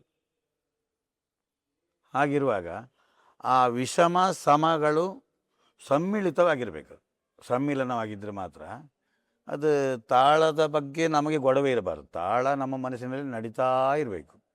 ಅದಕ್ಕೆ ಸೇರಿಸುವಂಥ ಸಾಹಿತ್ಯವನ್ನು ಕಲಾವಿದ ಆದವ ಆ ಪದ್ಯವನ್ನು ಎಲ್ಲಿ ಎತ್ತಿದ್ರು, ಸ್ವಲ್ಪ ಬಹಳ ಮೊದಲೇ ಎತ್ತಿದ್ರು ಅದಕ್ಕೆ ಸರಿಯಾಗಿ ಹೊಂದಿಸಿಕೊಂಡು ಮುಂದಿನ ಸಾಹಿತ್ಯವನ್ನು ಹೇಳಿಕೊಳ್ಳುವಂಥದ್ದು ಭಾಗವತ ತಿಳಿದರೆ ಒಳ್ಳೆಯದು. ಬರೇ ಸಮದಲ್ಲಿಯೇ ಹೇಳುವಂಥ ಒಂದು ಪರಿಪಾಠವನ್ನು ಇಟ್ಕೊಳ್ಬಾರ್ದು. ಸಮದಲ್ಲಿಯೂ ಬೇಕು, ವಿಷಮದಲ್ಲಿಯೂ ಬೇಕು. ಅದನ್ನು ಎರಡು ಪಟ್ಟು ಹೇಳುವಂಥ ಎರಡು ಪಟ್ಟು ಸಾಹಿತ್ಯವನ್ನು ಹೇಳುವಂಥ ಶಕ್ತಿಯೂ ಬೇಕು. ಹಾಗಿದ್ದರೆ ನಿರರ್ಗಳವಾಗಿ ಹೇಳ್ಬೋದು. ತಾಳದ ಒಂದು ಸಮಸ್ಯೆ ಭಾಗವತನಿಗೆ ಇರಬಾರ್ದು. ತಾಳ ಮನಸ್ಸಿನಲ್ಲಿ ನಡೀತಾ ಇರಬೇಕು. ಆ ತಾಳವನ್ನೇ ಹಾಕಿ ತಾಳವನ್ನು ತೋರಿಸುವುದಲ್ಲ ಭಾಗವತ ಆದವ. ಪದ್ಯವನ್ನು ಎತ್ತಿದಾಗ ಆ ತಾಳ ಅನ್ನೋದು ಉಟ್ಕೊಳ್ಬೇಕಲ್ಲಿ. ಇಂಥ ತಾಳದಲ್ಲಿ ಭಾಗವತ ಪದ್ಯ ಎತ್ತಿದ್ದ ಅಂತ ಹೇಳುವುದು ವೇಷಧಾರಿಗಳಿಗೆ, ಮದ್ದಲೆಯವನಿಗೆ, ಚಂಡೆಯವರಿಗೆ ಗೊತ್ತಾಗಬೇಕು. ಸರಾಗವಾಗಿ ಸಾಗ್ತಾ ಇರಬೇಕು. ಅದು ಅನುಕರಣೆ ಮಾಡಿದರೆ ಒಳ್ಳೆಯದು ಎಲ್ಲವರು ಭಾಗವತ. ನೀವು ಹೇಳುವುದನ್ನು ಕೇಳಿದರೆ ಕೇಳುವುದು ನಮಗೆ ತುಂಬ ಸುಲಭ ಅಂತ ಅನಿಸ್ತದೆ. ಆದರೆ ಇದನ್ನು ಸಾಧಿಸುವುದೇನು ಸುಲಭದ ಕೆಲಸ ಅಲ್ಲ. ಸಾಧಿಸುವುದು ಕಷ್ಟವೇ, ಆದರೆ ಅಭ್ಯಾಸ ಮಾಡದೇ ಇರುವಂಥದ್ದೇನಲ್ಲ, ಮಾಡ್ಬೋದು. ಕಷ್ಟವೇ ಅದು. ವಿಷಮದಲ್ಲಿ ಎಲ್ಲರಿಗೂ ಹೇಳಲಿಕ್ಕೆ ಆಗೋದಿಲ್ಲ. ಸಾಮಾನ್ಯ ಈಗ ಎಲ್ಲ ಅಭ್ಯಾಸ ಆಗಿದೆ, ಸರಿಯೆಲ್ಲ ಹೇಳುವುದಿಲ್ಲ. ಆದರೆ ಧಾರೇಶ್ವರೆಲ್ಲ ಸಮದಲ್ಲಿಯೇ ಹೇಳುವುದೊಂದು ಸ್ವಲ್ಪ ಪರಿಪಾಠ ಹೆಚ್ಚಿಗೆ ಇಟ್ಕೊಂಡಿದ್ರು ಆವಾಗ ಸರಿಯಲ್ಲಿಯೇ. ತಾಳದ ಆರಂಭದಲ್ಲಿಯೇ ಪದ್ಯವನ್ನು ಎತ್ತಿ ಹಾಗೆ ತಗೊಂಡೋಗ್ತಾರೆ. ಬಿಟ್ಟರೆ ವಿಷಮ ಭಾರಿ ವಿರಳ ಇದ್ದಿತ್ತು ಅವರು. ನಾವ್ರದ್ದಾಗಲ್ಲ, ವಿಷಮ ಸಮ ಎರಡೂ ಇದ್ದಿತ್ತು ಅವರು. ಹೆಚ್ಚಿನ ಹಳೆ ಭಾಗವತರದ್ದೆಲ್ಲ ವಿಷಮ ಇದ್ದೇ ಇರ್ತದೆ. ಮತ್ತು ದೀರ್ಘವಾದದ್ದನ್ನು ಸ್ವಲ್ಪ ಎಳಿಬಹುದು. ಪದ್ಯದ ಸಾಹಿತ್ಯದಲ್ಲಿ ಬರುವಂತಹ ದೀರ್ಘವಾದ ಅಕ್ಷರ ಎಳಿಬಹುದು. ಅದೇ ಹ್ರಸ್ವವಾದ ಅಕ್ಷರವನ್ನು ಎಳಿಲಿಕ್ಕೆ ಹೋಗಬಾರ್ದು. ಅದಕ್ಕೆ ಯಾವ ರೀತಿಯ ಸಹಜ ಸ್ಥಿತಿಯಲ್ಲಿ ಅಕ್ಷರವನ್ನು ಜೋಡಿಸಬೇಕು ಅದೇ ರೀತಿಯಲ್ಲಿ ಜೋಡಿಸ್ಕೊಂತ ಹೋಗಬೇಕು. ದೀರ್ಘವನ್ನು ಸ್ವಲ್ಪ ಎಳಿಬೇಕು. ಶ್ರೀ ಅನ್ನೋದು ಸ್ವಲ್ಪ ಎಳಿಬಹುದು. ಅದೇ ಹ್ರಸ್ವ ಅಕ್ಷರದ ಇದನ್ನು ಎಳಿತಿರಬಾರ್ದು. ಅದು ಹಿಂದಿನ ಕವಿ, ಉದಾಹರಣೆಗೆ ಪಾರ್ಥಿ ಸುಬ್ಬನ ಕೃತಿಯಲ್ಲಿ ಬರುವಂಥ ಮಟ್ಟುಗಳು ಬೇರೆ ಯಾವುದರಲ್ಲೂ ಮಟ್ಟು ಬರಲಿಲ್ಲ. ಅಷ್ಟೊಂದು ಮಟ್ಟು ಬೇರೆ ಪ್ರಸಂಗದಲ್ಲಿ ಬರಲಿಲ್ಲ. ಅವರ ಪದ್ಯದಲ್ಲಿ ಅವರು ಹೇಳಿದಂಥ ಪದ್ಯದ ಬಂಧದ ರೀತಿಯಲ್ಲೇ ನಾವು ಹೋದರೆ ಸರಿಯಾಗಿ ಇರ್ತದೆ. ಅಕ್ಷರ ಜೋಡಣೆ ವ್ಯತ್ಯಾಸ ಆದರೆ ಅದು ಹೇಳಲಿಕ್ಕೆ ಬರೋದಿಲ್ಲ. ಹೀಗೆಲ್ಲ ಪಾರ್ಥಿ ಸುಬ್ಬನ ಕೃತಿಯಲ್ಲಿ ಅದೊಂದು ವಿಶೇಷ ರೀತಿಯ ಮಟ್ಟುಗಳೇ ಇದ್ದಾವೆ. ಭಾಗವತನಾದವನಿಗೆ ವ್ಯಾಕರಣ ಜ್ಞಾನ ಕೂಡ ತುಂಬ ಆಗತ್ತೆ. ಬೇಕು. ಸಾಹಿತ್ಯ ಜ್ಞಾನ, ವ್ಯಾಕರಣ ಜ್ಞಾನ ಇಲ್ಲದಿದ್ರೆ ಹೋಯ್ತು. ಏನೋ ಪ್ರಿಂಟಿನಲ್ಲಿ ಒಂದು ಅಕ್ಷರ ಕಡಿಮೆ ಇರ್ತದೆ, ಅದನ್ನು ಹೇಗೆ ಸರಿ ಮಾಡ್ಕೊಳ್ಬೇಕು ಏನೋದು ಭಾಗವತನಿಗೆ ಗೊತ್ತಿರಬೇಕು. 1-2 ಅಕ್ಷರ ಕಡಿಮೆ ಆಗ್ತದಪ್ಪ, ಅದನ್ನು ಸೇರಿಸ್ಕೊಂಡು ಸಾಹಿತ್ಯಕ್ಕೆ ಚ್ಯುತಿ ಬಾರದ ರೀತಿಯಲ್ಲಿ ಹೇಳುವಂಥ ಅರ್ಹತೆ ಭಾಗವತನಿಗೆ ಬೇಕು. ಅಂದರೆ ಆಶುಕವಿತ್ವವು ಭಾಗವತನಿಗೆ ಸಹಜವಾಗಿ ಇರಬೇಕು. ತಾಳಕ್ಕೆ ಎಷ್ಟು ಅಕ್ಷರ ಸೇರಿಸ್ಬೋದು? ಇಲ್ಲ, ಅಕ್ಷರ ಒಂದು ಇಲ್ಲಪ್ಪ, ಅಲ್ಲಿ ಒಂದು ಅಕ್ಷರ 2 ಅಕ್ಷರ ಇಲ್ಲ. ಆ ಸಾಹಿತ್ಯಕ್ಕೆ ಏನು ಶಬ್ದ ಸೇರಿಸ್ಬೋದು ಅನ್ನೋದು ಅವನಿಗೆ ಅಲ್ಲಿ ಆ ಸಂದರ್ಭದಲ್ಲಿ ಮೂಡಬೇಕು, ಮಾಡಲಿಕ್ಕೆ ಗೊತ್ತಿರಬೇಕು. ಸರಿ, ಹಾಗಿದ್ದರೆ ತೊಂದರೆ ಆಗೋದಿಲ್ಲ ರಂಗದಲ್ಲಿ. ನೀವು ನಮಗೆ ತಿಳಿದ ಹಾಗೆ ಬಹುಶಃ ಕೆರೆಮನೆ ಕೇಂದ್ರದಲ್ಲಿ ಪ್ರಾಚಾರ್ಯರಾಗಿ ಸೇವೆ ಸಲ್ಲಿಸಿದವರು. ಅದಕ್ಕೂ ಮೊದಲೇ ಅನೇಕ ಕಡೆ ಶಿಬಿರಗಳನ್ನು, ತರಬೇತಿ ವರ್ಗವನ್ನು ಮಾಡಿದ್ದಿರಬಹುದು. ಈ ಯಕ್ಷಗಾನದ ವಿಶೇಷತೆ ಏನು ಅಂತ ಕೇಳಿದರೆ, ಪ್ರಸಿದ್ಧ ಕಲಾವಿದರೆಲ್ಲರೂ ಶಿಕ್ಷಕರಾಗುವುದಿಲ್ಲ, ಅಂದರೆ ಅವ್ರಿಗೆ ಕಲಿಸ್ಲಿಕ್ಕೆ ಬರುವುದಿಲ್ಲ. ಸಮರ್ಥ ಶಿಕ್ಷಕರಿದ್ದವರೆಲ್ಲ ಕಲಾವಿದರು ಆಗುವುದಿಲ್ಲ. ಆದರೆ ಅದು ಎರಡೂ ಗುಣಗಳು ನಿಮಗುಂಟು. ನೀವು ಪ್ರಸಿದ್ಧ ಕಲಾವಿದರು ಆದವರು, ಹಾಗೆ ಒಳ್ಳೆಯ ಪ್ರಾಚಾರ್ಯರಾಗಿ ಅನೇಕ ಶಿಷ್ಯರನ್ನು ಯಕ್ಷಗಾನಕ್ಕೆ ಕೊಟ್ಟವರು.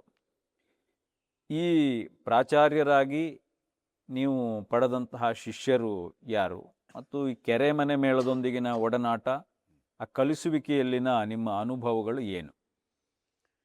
ಸುಮಾರು 1982ನೇ ಇಸವಿಯಿಂದ ಸಾಮಾನ್ಯ ಕೆರೆಮನೆ ಶಂಭು ಐಡೆರ್ ಶ್ರೀಮಯ್ಯ ಯಕ್ಷಗಾನ ಕಲಾಕೇಂದ್ರಕ್ಕೆ ನನ್ನನ್ನು ವರ್ಷವೂ ಅವ್ರು ಕರೀತಾ ಇದ್ರು.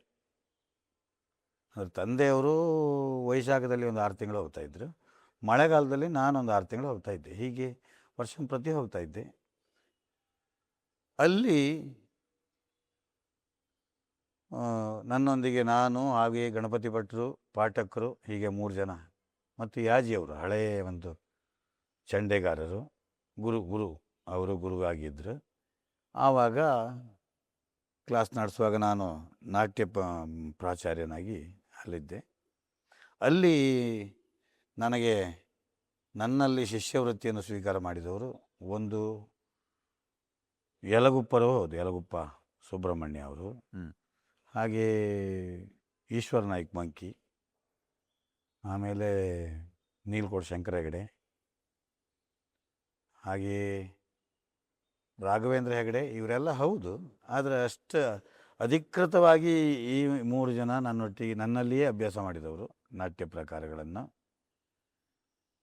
ನಂತರ ಭಾಗವತರುಗಳು ಇದ್ದರು. ಶ್ರೀಧರ್ ನಾಯ್ಕ್ ಅಂತ ಒಬ್ಬ ಹರಸಿಕಟ್ಟ, ಆಮೇಲೆ ಸುರೇಶ್ ಮೊಯ್ಲಿ ಅಂತ, NG ಹೆಗಡೆ, ಇವರೆಲ್ಲ ನಾನಿದ್ದಾವಾಗಲೇ ಅಭ್ಯಾಸ ಮಾಡಿದವರು. ಹಾಗೇ ನೀನಾಸಂ ಹೆಗ್ಗೋಡು, ಅಲ್ಲಿಯೂ ನಾಟ್ಯಕ್ಕೆ ಹೋಗ್ತಿದ್ದೆ, ನಾಟ್ಯ ತರಬೇತಿ. ಅವರದ್ದು KV ಸುಬ್ಬಣ್ಣವರ ಸಿರಿಸಂಪಿಗೆ, ಮೇಘದೂತ, ಆಮೇಲೆ ಲೋಕಶಾಕುಂತಲ, ಕೆಲವು ನಾಟಕಗಳಿಗೆ ನಾಟ್ಯ ಪ್ರಕಾರಗಳು ಹಾಗೂ ಯಕ್ಷಗಾನದ ಹಾಡುಗಳನ್ನೆಲ್ಲ ಸಂಯೋಜಿಸ್ತಿದ್ರು. ಆವಾಗ ಅಲ್ಲಿ ಹೋಗಿದ್ದೆ. ಅಲ್ಲಿ ನನಗೆ ಶಿಷ್ಯವೃತ್ತಿಯನ್ನು ಸ್ವೀಕಾರ ಮಾಡಿದವರು ಕೆಲವರಿದ್ದಾರೆ. ಇಲ್ಲಿ ಅದೇ ಯಲಗೊಪ್ಪ, ಇವರೆಲ್ಲ ಅಧಿಕೃತವಾದ ನನ್ನ ಶಿಷ್ಯರೇ. ಹಾಗೆ ಮೇಳದ ತಿರುಗಾಟದಲ್ಲಿ ಸಿಕ್ಕಿದವರು ಉತ್ತರ ಕನ್ನಡದ ರವೀಂದ್ರ ಕೃಷ್ಣ ಭಟ್ ಅಚ್ವೆ,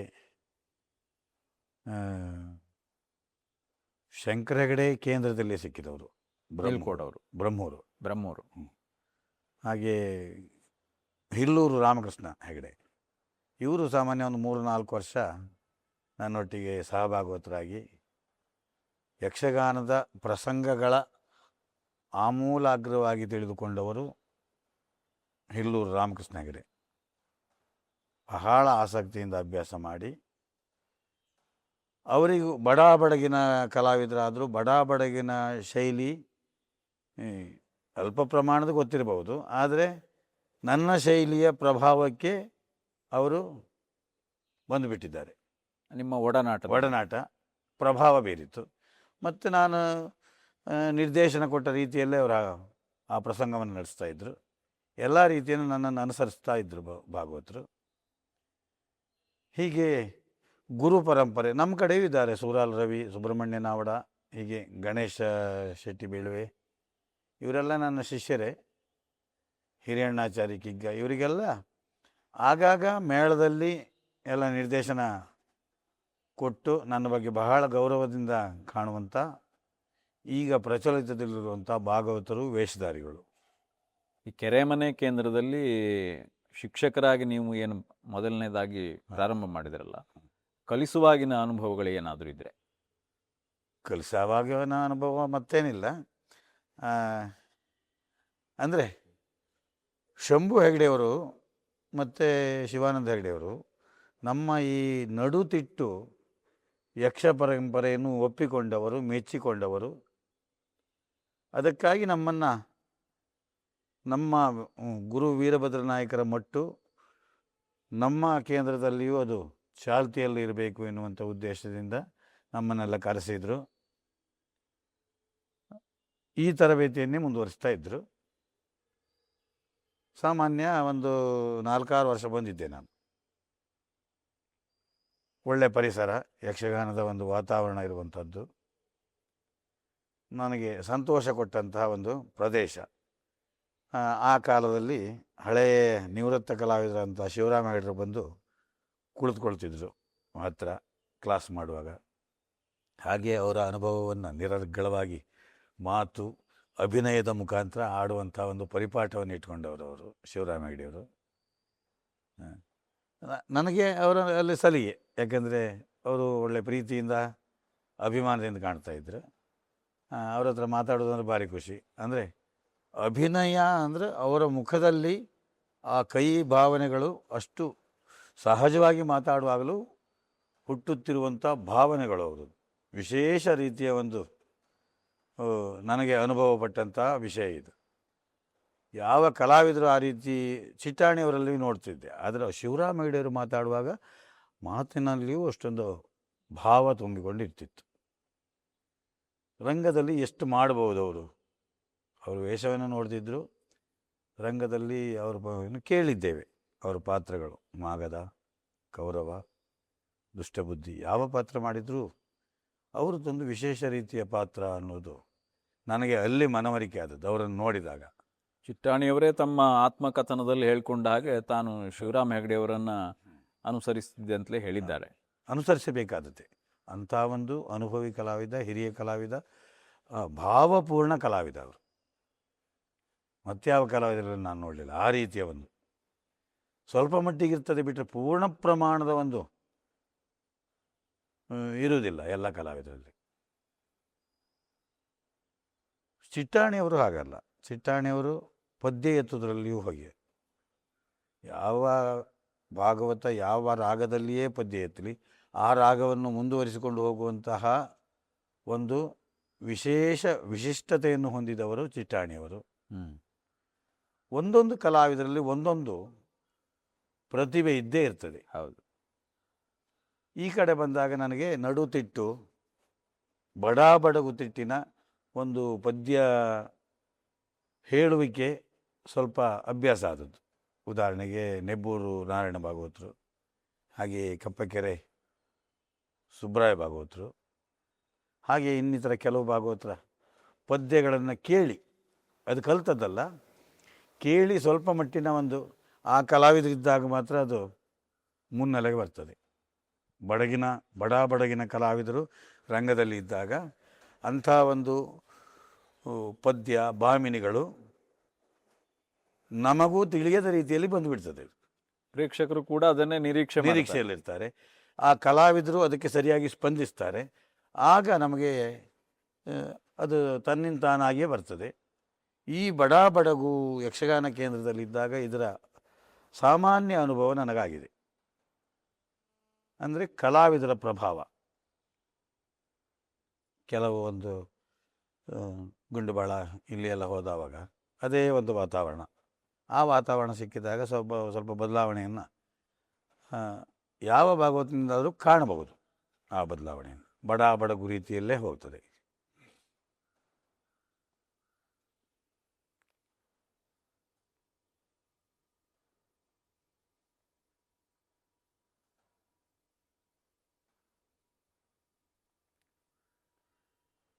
ಈಗ ಪ್ರಸ್ತುತಕ್ಕೆ ಬರುವುದಾದರೆ, ನೀವು ಕೈಗೆತ್ತಿಕೊಂಡ ಯಕ್ಷಗಾನದ ಕುರಿತಾದ ಒಂದು ದೊಡ್ಡ ಕೆಲಸ ಅಂದರೆ ರಾಮಾಯಣ ಪ್ರಸಂಗಗಳನ್ನು ಅರ್ಥಸಹಿತವಾಗಿ ಪುಸ್ತಕ ರೂಪದಲ್ಲಿ ಪ್ರಕಟಿಸುವುದು.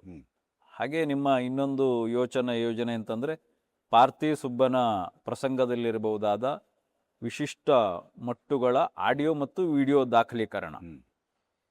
ಇದನ್ನು ಮಾಡಬೇಕು ಅಥವಾ ಮುಂದಿನ ಯಕ್ಷಗಾನದ ಕಲಾವಿದರಿಗೆ, ಮುಂದಿನ ಪೀಳಿಗೆಗೆ ಇದನ್ನು ತಾನು ಕೊಡಬೇಕು ಅನ್ನುವ ಆಸಕ್ತಿ, ಆಸ್ಥೆ ನಿಮಗೆ ಹೇಗೆ ಬಂತು?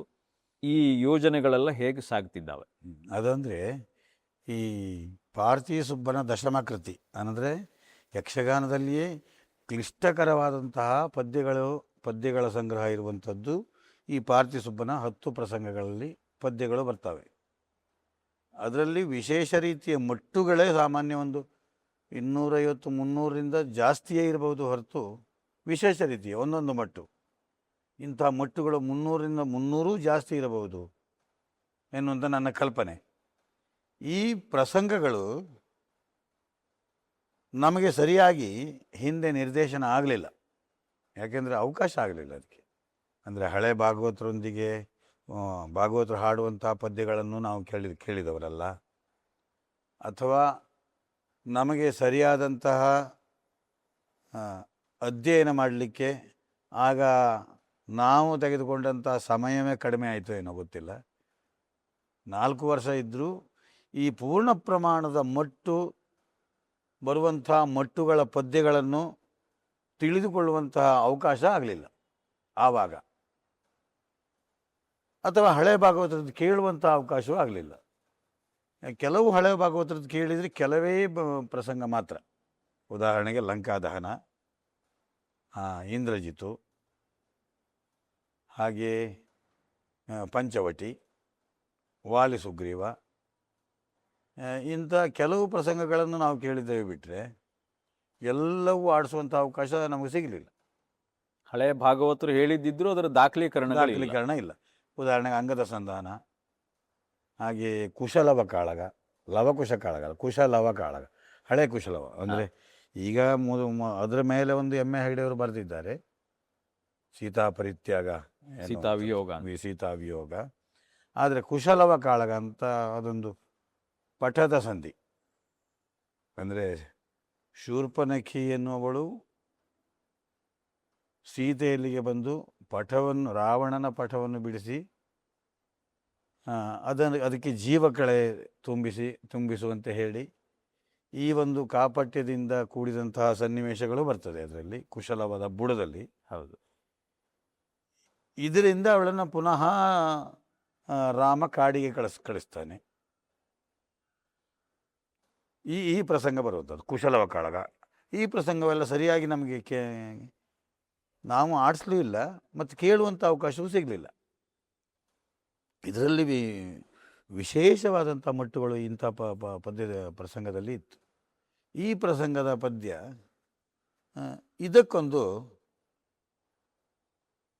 ಇದರ ಬಗ್ಗೆ ನಾವೊಂದು ಅನುಭವ ಪಟ್ಟುಕೊಳ್ಳಬೇಕು ಎನ್ನುವಂಥದ್ದು ಒಂದು ತುಡಿತ. ಇಂಥ ಒಂದು ಮಟ್ಟಿನ ಪದ್ಯ ಹೇಗೆ ಬರ್ತದೆ, ಹೇಗೆ ಹೇಳಬಹುದು, ಹೇಗೆ ಅಕ್ಷರ ಕಾಲ ಹಾಕಿ ಅದನ್ನು ಬರಿಬಹುದು, ಯಾವ ಸಾಹಿತ್ಯವನ್ನು ಎಳಿಬೇಕು, ಯಾವ ಸಾಹಿತ್ಯವನ್ನು ಚುಟುಕಾಗಿ ಮಾಡಬೇಕು ಆ ಪದ್ಯದಲ್ಲಿಯೇ ಎನ್ನುವಂಥ ಅದನ್ನು ಓದಿ ಅದಕ್ಕೆ ಅಕ್ಷರ ಕಾಲವನ್ನು ಹಾಕಿ ಬರೆಯುವಂಥದ್ದು ಒಂದು ಮಟ್ಟು ಸಂಶೋಧನೆ ಅಂತ. ಈ ಸಂಶೋಧನೆಯಲ್ಲಿ ಪೂರ್ಣ ಪ್ರಮಾಣದ ಕಾರ್ಯಾಗಾರ ಮುಗಿಲಿಲ್ಲ. ಬರೆದಿದ್ದೇನೆ, ಆದರೆ ಪೂರ್ಣ ಪ್ರಮಾಣದ್ದಾಗಲಿಲ್ಲ. ಇದು ಸಾಮಾನ್ಯ ಒಂದು 300-350 ಪದ್ಯ ಬರೆದಿದ್ದೇನೆ ನಾನು. ಆಮೇಲೆ ಇದು ಮುಂದಿನ ಪೀಳಿಗೆಗೆ, ಮುಂದಿನ ಭಾಗವತರಿಗೆ ಹಾಡುವುದು ಹೇಗೆ ಅನುಕೂಲ ಆಗ್ತದೆ ಎನ್ನುವ ಬಗ್ಗೆ ತಿಳಿದುಕೊಳ್ಳಲಿ ಎನ್ನುವಂಥ ನನ್ನದೊಂದು ಆಶಯ. ಇದು ಬರೇ ವೃತ್ತಿಪರರಿಗೆ ಮಾತ್ರ ಅಲ್ಲ, ಹವ್ಯಾಸಿಗಳಿಗೂ ತಿಳಿದುಕೊಳ್ಳುವಂಥ ಮನಸ್ಸು ಬರಲಿ, ಪೀಳಿಗೆಯಲ್ಲಿ ಕಲಿಯಬೇಕಿದ್ದನ್ನು ಎನ್ನುವಂಥ ಆಶಯ. ಹಾಗೆ ಎಷ್ಟೋ ಸಂಘ ಸಂಸ್ಥೆಗಳು ಇದ್ದಾವೆ ನಮ್ಮ ಕರ್ನಾಟಕ ಕರಾವಳಿ, ಮಲೆನಾಡ ಕೆಲವು ಪ್ರದೇಶಗಳಲ್ಲಿ ಎಷ್ಟೋ ಯಕ್ಷಗಾನ ಕಲಾ ಸಂಘಗಳು ಇದ್ದಾವೆ. ಉತ್ತರ ಕನ್ನಡ ಆಗಲಿ ಅಥವಾ ಶಿವಮೊಗ್ಗ ಆಗಲಿ, ಕರಾವಳಿ ಜಿಲ್ಲೆಗಳಾಗಲಿ ಎಲ್ಲ ಕಡೆ ಇದ್ದಾವೆ. ಈ ಸಂಘದವರಿಗೆ ಅಥವಾ ಶಾಲಾ ಮಕ್ಕಳಿಗೆ ಅನುಕೂಲ ಆಗಲಿ ಅಂದರೆ ಸೀಮಿತ ಅವಧಿಯಲ್ಲಿ ಈ ಒಂದು ಪುರಾಣ ಪ್ರಸಂಗಗಳು 2.5-3 ಗಂಟೆ ಒಳಗೆ ಮುಗಿಯುವಂಥ ಒಂದು ಸಮಯಕ್ಕೆ ನಿಲ್ಲಿಸಿ ಇಂತಹ ಪ್ರಸಂಗಗಳಿಗೆ ಅರ್ಥ, ದೃಶ್ಯ, ಪದ್ಯ ಇವು 3 ಅಂದರೆ ಆ ಪುಸ್ತಕ ನೋಡಿದರೆ ಅವ್ರಿಗೆ ಗೊತ್ತಾಗಬೇಕು ಈ ರೀತಿಯಲ್ಲಿ ಪ್ರಸಂಗ ಹೋಗಬೇಕು ಎನ್ನುವುದು ತಿಳಿಯಬೇಕು. ಆ ರೀತಿಯಲ್ಲಿ ಅರ್ಥಸಹಿತ ಗ್ರಂಥವನ್ನು ಬರೆದಿದ್ದೇನೆ. ಸಾಮಾನ್ಯ ಒಂದು 8-9 ಪ್ರಸಂಗ ಬರೆದಿದ್ದೇನೆ. ಈಗ ನೀವು ಅನೇಕ ಕಡೆಗಳಲ್ಲಿ ಶಿಕ್ಷಕರಾಗಿ ಕೆಲಸ ಮಾಡಿದ್ದೀರಿ. ಈಗ ನಿಮ್ಮದೇ ಆದ ಒಂದು ಸಂಸ್ಥೆಯನ್ನು ಕೂಡ ಕಟ್ಟಿಕೊಂಡಿದ್ದೀರಿ. ಗುರುಕುಲ ಕ್ರಮದಲ್ಲಿಯೇ ಯಕ್ಷಗಾನವನ್ನು ಕಲಿಸುವುದು. ಆ ಯಕ್ಷಗಾನ ಕೇಂದ್ರದ ಚಟುವಟಿಕೆಗಳೆಲ್ಲ ಹೇಗೆ ನಡೀತಾ ಇದ್ದಾವೆ? ಯಕ್ಷಗಾನ ಕೇಂದ್ರ 14ರಲ್ಲಿ ನಾವು ಕಟ್ಟಿದ್ದೇವೆ. ಆದರೆ ನಮ್ಮ ತಂದೆಯವರ ಆಶಯ ಅದು, ಯಕ್ಷಗಾನ ಶಾಲೆ ಮಾಡಬೇಕು. ತಾನು ನಡೆಸಿಕೊಂಡಂಥ ಮನೆಯಲ್ಲಿಯೇ ಗುರುಕುಲ ಪದ್ಧತಿಯಲ್ಲಿ ತರಬೇತಿ ನೀಡುತ್ತಿರುವಂಥ ಒಂದು ಕಟ್ಟಿದಂಥ ಸಂಸ್ಥೆಗೆ ಸರಿಯಾದಂಥ ನೆಲೆ ಬೇಕು, ಅಲ್ಲಿ ತಾನು ಕಲಿಸಬೇಕು ಎನ್ನುವಂಥ ಆಸೆ ಅವರದ್ದು. ಆ ಆಸೆಯಂತೆ ಅವರಿದ್ದಾಗಲೇ ಫೌಂಡೇಶನ್ ಹಾಕಿತು. ಆಮೇಲೆ 14ನೇ ಇಸ್ವಿಯಲ್ಲಿ ಅದನ್ನು ಆರಂಭಗೊಳಿಸಿತು. ಆದರೆ ನಾವು ಯೋಚಿಸಿದ ಹಾಗೆ ಅದಕ್ಕೆ ಸರಿಯಾಗಿ ಸ್ಪಂದಿಸುವುದಿಲ್ಲ, ಅಭ್ಯಾಸಕ್ಕೆ ಬರುವುದಿಲ್ಲ ಎನ್ನುವಂಥ ಒಂದು ನೋವು ನಮ್ಮನ್ನು ಕಾಡ್ತದೆ. ಯಾಕಂದರೆ ಈಗಿನ ಶಾಲೆ ಮಕ್ಕಳು ಸಣ್ಣವರು ಇದಕ್ಕೆ ಸ್ಪಂದಿಸುವುದಿಲ್ಲ. ಅಂದರೆ ಇದು ಹಣ ಕೊಟ್ಟೇ ಅದನ್ನು ಅಭ್ಯಾಸ ಮಾಡಿದರೆ ಅದಕ್ಕೆ ಸ್ವಲ್ಪ ಸ್ಪಂದಿಸ್ತಾರೆ ಎನ್ನುವಂಥ ಭಾವನೆ ನನಗೆ ಮೂಡಿತ್ತು. ಯಾಕಂದರೆ ನಮ್ಮದು ಉಚಿತ ಇದು. ಅಂದರೆ ಶಾಲೆಯಲ್ಲಿ ಇದಕ್ಕೆ ಹಣ ತಗೊಂಡು ಕಲಿಸೋದಲ್ಲ ನಾವು. ಅಂತೂ ಶಾಲೆ ಮಕ್ಕಳಿಗೆ ಅನುಕೂಲ ಆಗಲಿ, ಅಂದರೆ ಯಕ್ಷಗಾನದ ಒಂದು ವಾತಾವರಣ ನಮ್ಮಲ್ಲಿ ಮೂಡಲಿ ಎನ್ನುವಂಥ ಒಂದು ಭಾವನೆಯಿಂದ ನಮ್ಮ ತಂದೆಯವರು ಹುಟ್ಟುಹಾಕಿದಂಥ ಈ ಸಂಸ್ಥೆಯನ್ನು ಕಟ್ಟಿದ್ದು ಹೌದು. ಆದರೆ ಇದು ಸರಿಯಾಗಿ ಸ್ಪಂದಿಸುವುದಿಲ್ಲ, ಬರುವುದಿಲ್ಲ ಮಕ್ಕಳು.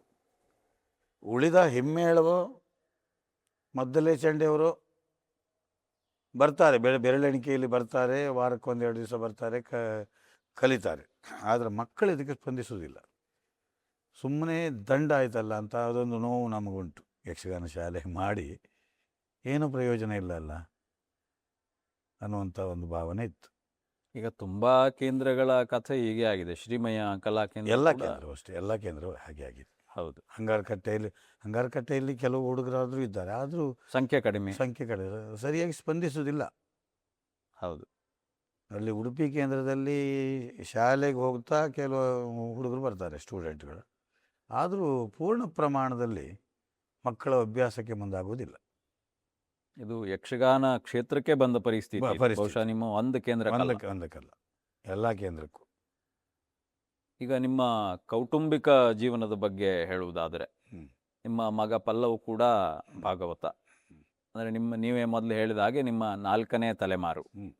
ಈಗ ನಿಮ್ಮ ಈ ಎಲ್ಲ ಕೆಲಸಗಳಿಗೆ ನಿಮ್ಮ ಕುಟುಂಬದವರ ಸಹಕಾರ ಹೇಗಿದೆ? ನಿಮ್ಮ ಕುಟುಂಬದ ಪರಿಚಯ? ನಮ್ಮ ಕುಟುಂಬ ಅಂದರೆ ನಮ್ಮ ಪರಂಪರೆ ವೆಂಕಟರಮಣ ಗಾಣಿಗ ಇವರು. ನಂತರದಲ್ಲಿ ನನ್ನ ತಾಯಿ, ಹೆಂಡತಿ, ಮಗಳು, ಮಗ, ಇದು ನನ್ನ ಪುಟ್ಟ ಸಂಸಾರ. ಇದು ನಮ್ಮ ಯಕ್ಷಗಾನ ಶಾಲೆಯ ಹತ್ತಿರವೇ ನಮ್ಮ ಮನೆ. ಅದಕ್ಕೆ ಪ್ರೋತ್ಸಾಹ ಹೆಂಡತಿ ಮತ್ತು ಮಕ್ಕಳದ್ದು ಬೇಕು. ಯಾಕಂದರೆ ಯಕ್ಷಗಾನಕ್ಕೆ ಹೋಗುವಾಗ ಇದಕ್ಕೆ ಪ್ರೋತ್ಸಾಹ ಇಲ್ಲದೆ ನಾವು ನಮ್ಮಷ್ಟಕ್ಕೆ ಹೋದರೆ ಪ್ರಯೋಜನ ಆಗೋದಿಲ್ಲ. ಅವರಿಗೂ ಕಲೆಯ ಮೇಲೆ ಆಸಕ್ತಿ ಬೇಕು, ಕಲೆಗೆ ಬೆಲೆ ಕೊಡುವಂಥ ಮನೋಭಾವನೆ ಅವರಲ್ಲಿಯೂ ಬೇಕು. ನಾವು ಎಷ್ಟೆಷ್ಟೋ ಹೊತ್ತಿಗೆ ಬರ್ತೇವೆ ಯಕ್ಷಗಾನಕ್ಕೆ ಹೋದವರು. ಹೌದು, ಬರುವಾಗ ರಾತ್ರಿ 12 ಅದು ಆಯಿತು, ಒಂದಾದರೂ ಆಯಿತು, ಬೆಳಗಾದರೂ ಆಯಿತು. ಈ ಸಂದರ್ಭಕ್ಕೆಲ್ಲ ನಮ್ಮ ಅನುಕೂಲ ಆಗಿರುವಂತಹ ನಮ್ಮ ಮಡದಿ ಅನುಕೂಲ ಆಗಿದ್ದರೆ ಸಂತೋಷ. ಇದಕ್ಕೆ ವಿರೋಧವಾಗಿದ್ದರೆ ಕಷ್ಟವೇ ಈ ಯಕ್ಷಗಾನವನ್ನು ನಡೆಸುವುದು. ಹಾಗೆ ಪರಂಪರೆಯಲ್ಲಿ ನನ್ನ ಮಗಳು ಯಕ್ಷಗಾನವನ್ನು ಅಭ್ಯಾಸ ಮಾಡಿದ್ಲು, ರಮ್ಯಾ ಅಂತ. ಫಸ್ಟಿಗೆ ಅವಳಿಗೆ ಕೇಂದ್ರ ಸರ್ಕಾರದ ಸ್ಕಾಲರ್ಶಿಪ್ ಎಲ್ಲ ಬರ್ತಾಯಿತ್ತು. ನಾಟ್ಯ ಮಾಡ್ತಳು ಅವಳು. ಆಮೇಲೆ ಪದ್ಯವೂ ಹೇಳ್ತಳು, 1-2-3 ವೇಷವೂ ಮಾಡಿದ್ದಾಳೆ. ಸರಿ. ಅವಳು ಸಂಗೀತವನ್ನು ಅಭ್ಯಾಸ ಮಾಡಿದ್ದಾಳೆ. ಕಲೆಯಲ್ಲಿ ಸ್ವಲ್ಪ ಆಸಕ್ತಿ ಇರುವಂಥ ಒಂದು ನಮ್ಮ ಫ್ಯಾಮಿಲಿ. ಆದ್ದರಿಂದ ನನಗೇನು ಅದರಿಂದ ತೊಂದರೆ ಆಗಲಿಲ್ಲ. ಮಗನೂ ಹಾಗೆ, ಮಗನೂ ಯಕ್ಷಗಾನದಲ್ಲಿ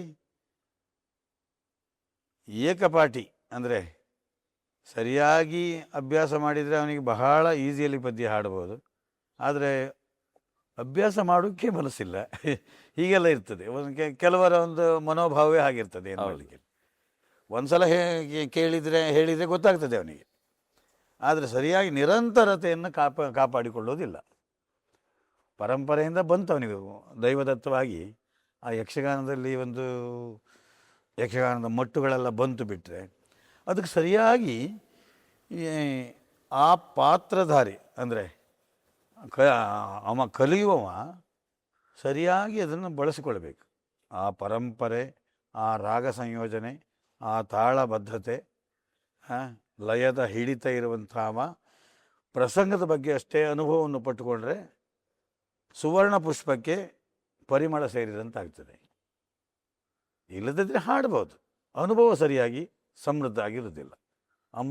ಅನುಭವ ಅನ್ನೋದು ತುಂಬಿದ ಕೊಡವಾಗಬೇಕು. ಕಲಿಯುವವ ತನ್ನದು ಕಲಿತಾಯಿತು ಮುಗೀತು ಎನ್ನುವಂಥ ಭಾವನೆ ಕಲಿಯುವವರಲ್ಲಿ ಬರಬಾರ್ದು. ತಾನು ಮಾಡಿದ್ದು ಸರಿಯಾಯಿತೋ ಇಲ್ಲವೋ ಎನ್ನುವಂಥ ಭಾವನೆ ಬೇಕು ನಮಗೆ. ಮತ್ತು ನಾನು ಕಲಿಬೇಕು, ಇಲ್ಲಿಗೆ ಪೂರ್ಣ ಅಂತ ಕಲಾವಿದ ಆದವನೋ ಯಾವುದೇ ಕಲಿಯುವುದಾದರೂ ಅವನಿಗೆ ಆ ಭಾವನೆ ಇರಬಾರ್ದು. ನಿರಂತರತೆಯನ್ನು ಕಲಿಯುವುದರಲ್ಲಿ ನಾವು ಇರಬೇಕು.